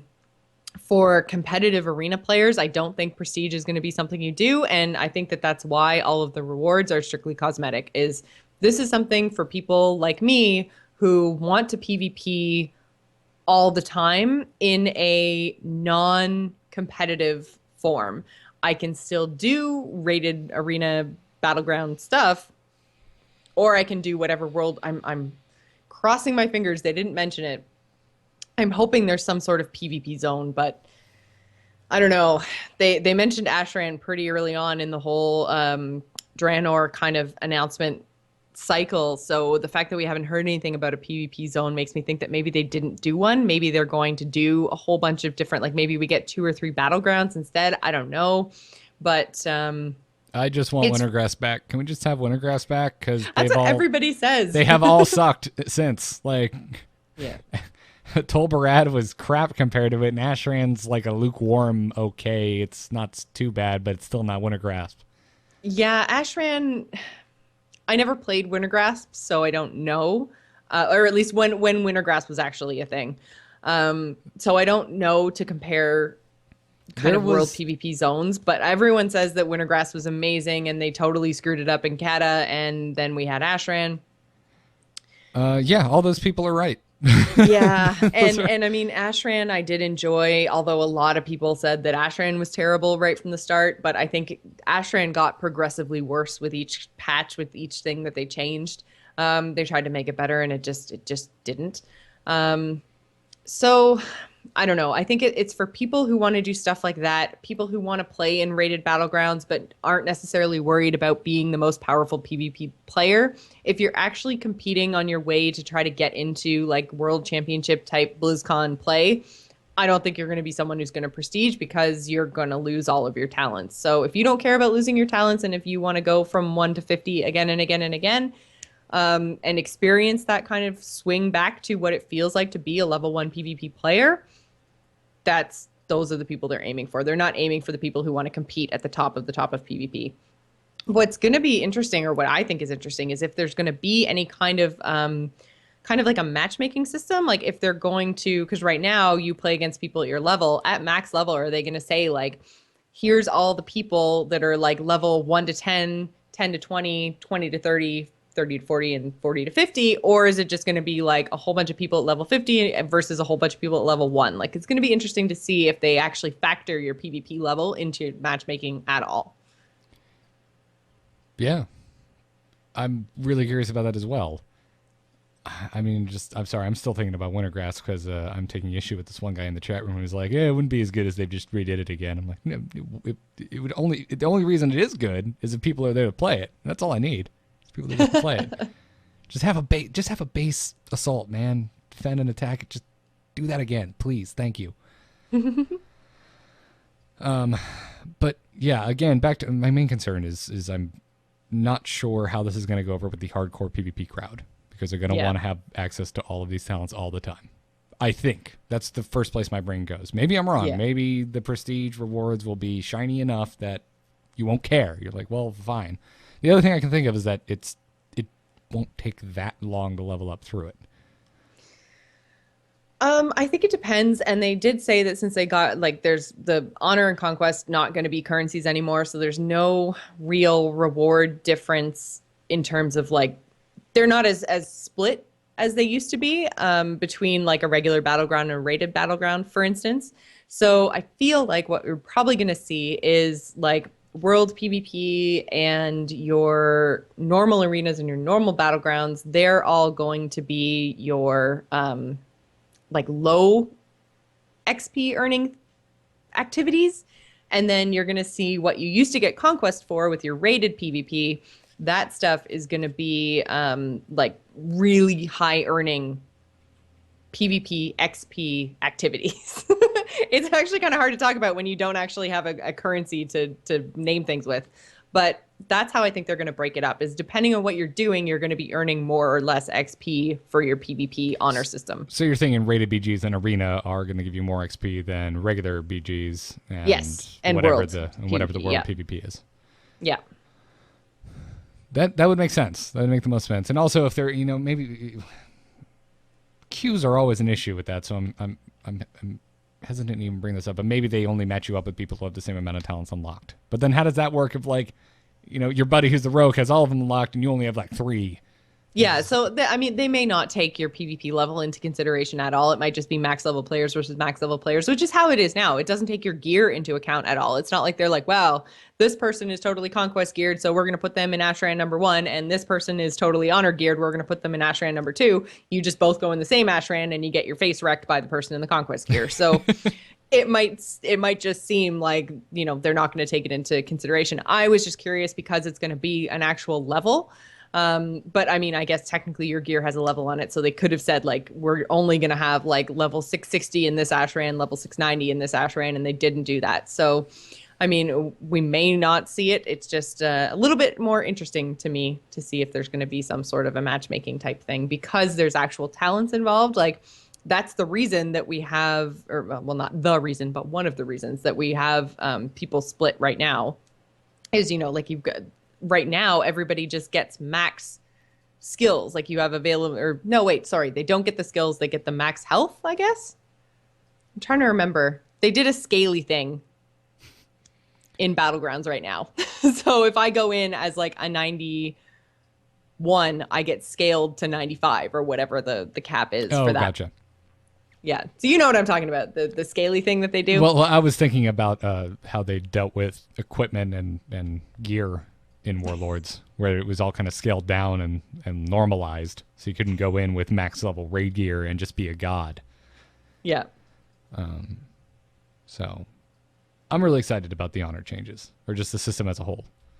Yeah, me too. I love the idea of prestige. I love the idea of talents tied to PvP. I love the idea of taking abilities that we've come to know so well, like Bloodlust, and being able to say, like, okay, well, now that's going to fundamentally change how you use it and how you play. Like, being able to see, like, differentiation between people playing the same spec it's just going to be so interesting, because like, not every shaman who uses Bloodlust is going to choose the Blood and Soil PvP talent. So we're going to see differences, and it's going to make it more complicated to play in PvP, because you're not necessarily going to know what that shaman's going to do. But at the same time, I think that's going to be more fun, because you, on the other end of it, it's going to be like, well, I'm a hunter, but you don't know what I've chosen. I might be able to disengage twice as far and then pew pew pew you before you can actually run back up to me, or, all that kind of stuff it's going to be really interesting. It's going to make PvP more complicated, and that makes me happy. Twice as far disengage scares me, because then I'm going to have to watch where I'm standing when I use it when I'm defending Lumber Mill. Exactly. It's going to make everything more interesting and complicated. We don't know if that's actually a thing, by the way, guys. Yeah, no, yeah. Just an example. I'm just saying. So, man, there's so much to talk about. We're rapidly running out of time. We might have to do another one of these just to talk about dungeons and raids. Yeah, really. Oh my God. Well, let's take a couple emails then before we wrap this up, shall we? Do we have a bumper for that? No. Emails. I have a unicorn on my shirt. Shut up. Welcome to this week's emails, or this week's, as I'm not even sure if there'll be another one of these. Thanks, folks, for sending these in, by the way. We had them shoot you over. If you're wondering out there, we had folks send it to the Angry Chicken email, tacpodcast@gmail.com with the subject line, WoW. Which, by the way, if you want to give us feedback on this episode, do that. Tacpodcast@gmail.com, TAC. And just do WoW in the subject line and talk to us. I'm anxious to hear how people received this. Our first email today comes to us from The Jen, who writes, do you think artifact weapons are a response to the player frustration over welfare legendary items, or an opportunity to bring some complexity back to the game in response to players who complain that it has gotten too easy or oversimplified? They look like old talent trees to me. I think they are awesome, and I need to own them all. Smiley face. I think we touched on this a little bit back when we were talking about artifact weapons. Yeah. And I do think that it's a way for them to kind of re-complicate things, but also make that easily removable from the game by just not having artifact weapons in the next expansion. Yeah, if it works, they can just keep it. Or hell, they could even just add another level of things to your existing artifact weapon and then add some new variants to keep it fresh. Yeah, because I feel like we'll use the Paladins as an example, if I had Ashbringer and I was going into the next expansion, I wouldn't want to give up Ashbringer. Like, Ashbringer is so legendary from a lore perspective. An incredibly iconic weapon. Exactly. I can't see anything else that would make me want to give that up. Like, there is no other Paladin weapon that makes me go, oh yeah, I'd rather have that one. So I feel like they'd either have to keep Ashbringer as the Ret Pally weapon from now until forever, or get rid of the artifact system altogether. But I don't know. I think once you get, like, you can't go anywhere past Ashbringer. It's going to be really difficult for them to have any other weapons ever. And that in and of itself might get a little stale. So I am curious to see where they think this is going, like where the whole artifact system is heading. I assume they're thinking that far ahead. Maybe they're not. Who knows? Yeah, I'm not sure. I mean, I think it's cool, and I do think that it's definitely part of that. Adding some more complexity, bringing back a little bit of the old talent tree system. I think that's all well and good. But there's a much larger part of me that thinks they just thought it was a cool idea, because that's definitely where I'm sitting. I'm just like, this just looks awesome. I don't care what their goal was. I'm just interested. Yep. But it's one of the things I'm looking forward to the most, and it was the thing I expected the least. This came out of complete left field. Yeah, I didn't see anything like this coming at all. Like, there seemed to be very, very little leaks. Like, we didn't even know what was happening. We didn't know a name, like nothing going into this announcement. Like, it was crazy how little leaks happened around Legion in general. Which, isn't that great? It's really fun. Like, that doesn't usually happen. Usually we're like, yeah, the dark below it, which turned out to be nothing. But wasn't there was something that they trademarked? Oh, the Eye of Ashara was trademarked, and now it's a zone or something in this expansion. Queen Azshara is going to be in this. One of the zones we're going to, we're racing Queen Azshara to get to one of the Titan relics. Yeah. Oh, so maybe it was no, it wouldn't have been the Titan relic. But anyways, yeah, anyways, it's something in the expansion. So there were little leaks, but nothing crazy. Nothing that actually ended up being like the title of the expansion or some big major something. Yeah. They also just trademarked Compete. But yeah, it's going to be some big esports tournament thing. But it's going to be through a website, not in the game, which has me curious. Oh, which tournament mode? Hearthstone? Totally a thing? Yeah, but Did you see that? It doesn't look like it's going to... Oh, yeah. No, you mean the guy that wrote in to say he speaks for 99% of the player base was wrong? What? Huh? We'll talk about more of this on Angry Chicken tomorrow, folks. Yes, absolutely. I was just like, oh yeah, compete, tournament, right. Yay, Hearthstone. Our next email comes to us from Multizord, who says, it seems like Blizzard is trying to make each talent spec feel completely different from the others in the new expansion. As an example, they've said that survival hunters are melee hunters with a pet, beastmasters are ranged with a pet, and marksmen are ranged without a pet. Do you really think we'll see a wide variety of these in raids and PvP, or will once again certain specs dominate the others and make them obsolete? Just seems like a lot of work for Blizzard to have to go through building interesting specs that no one will play. Thanks for the bonus show. Looking forward to it. I don't think this is true. I've never felt that there are specs that just are not played. They may not be played. Oh, no, there absolutely are.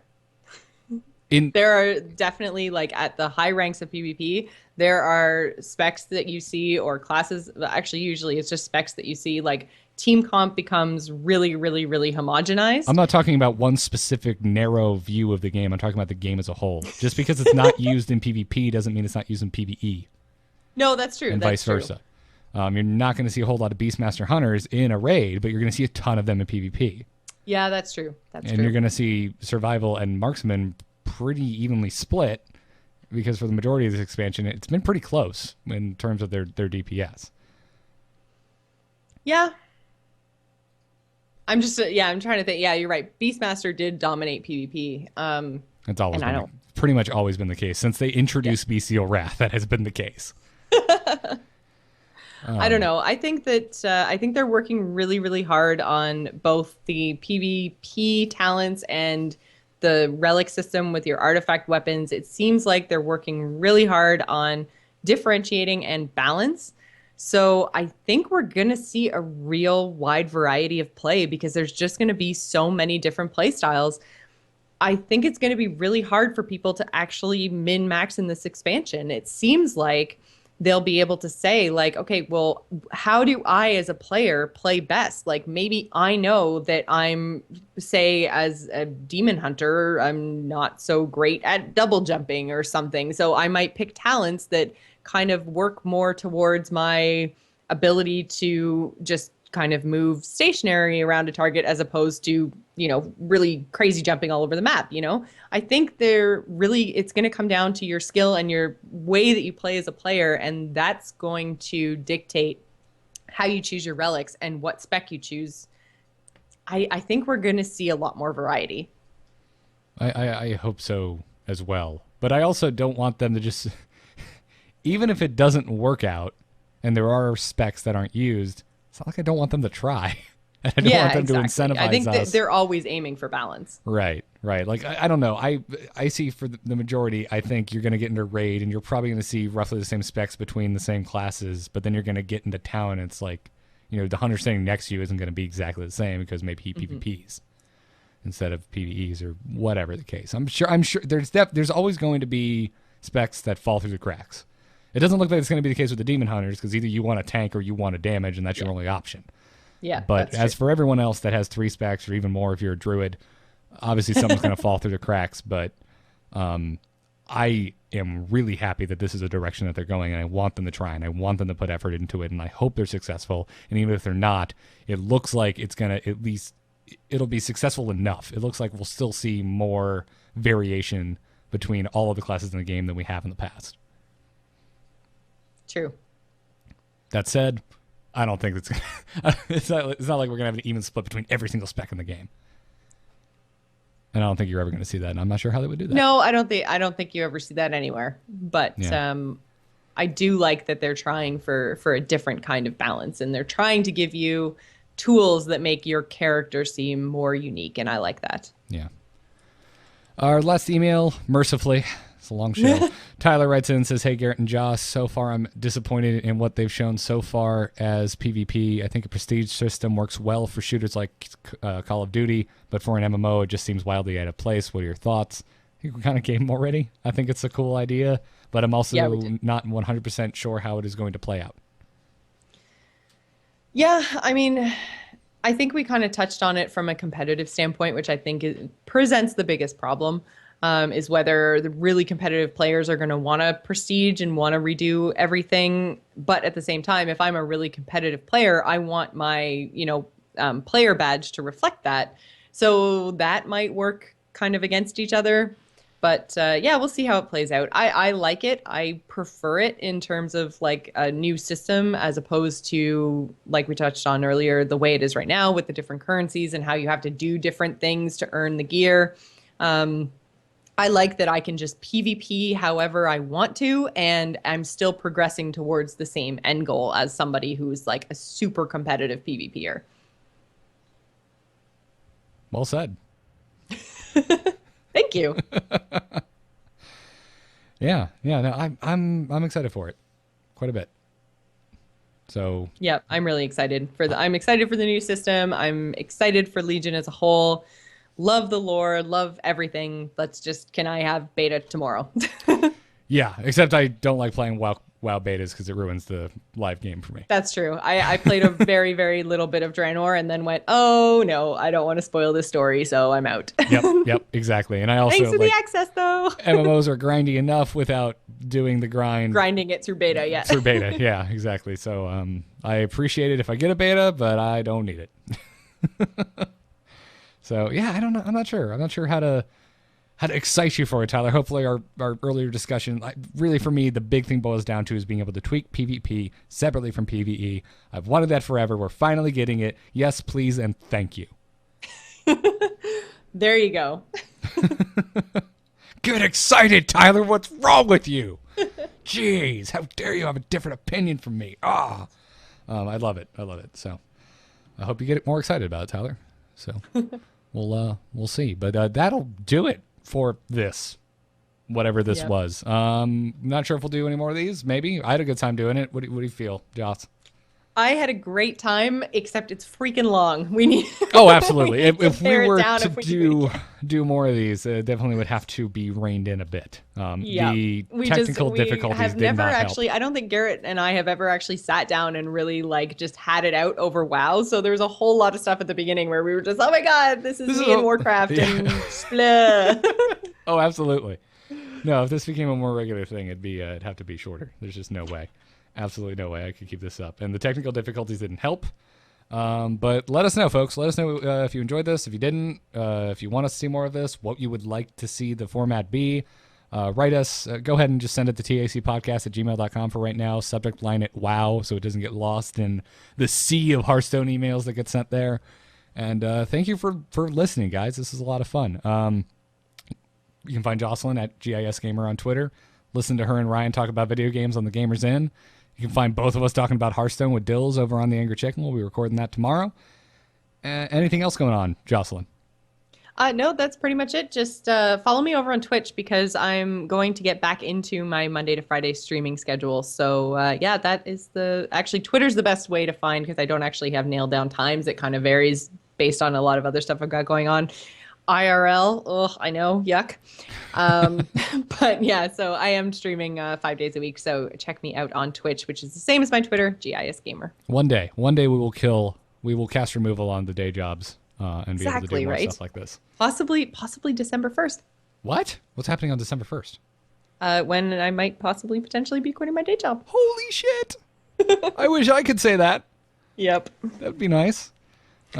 Yeah, find me on Twitter at GarrettArt, amove.tv for everything else. And that'll do it, everyone. Good luck and have fun. Bye. I was like, I have no idea what to say. Oh no. Audio listeners can't see me waving. For the Horde!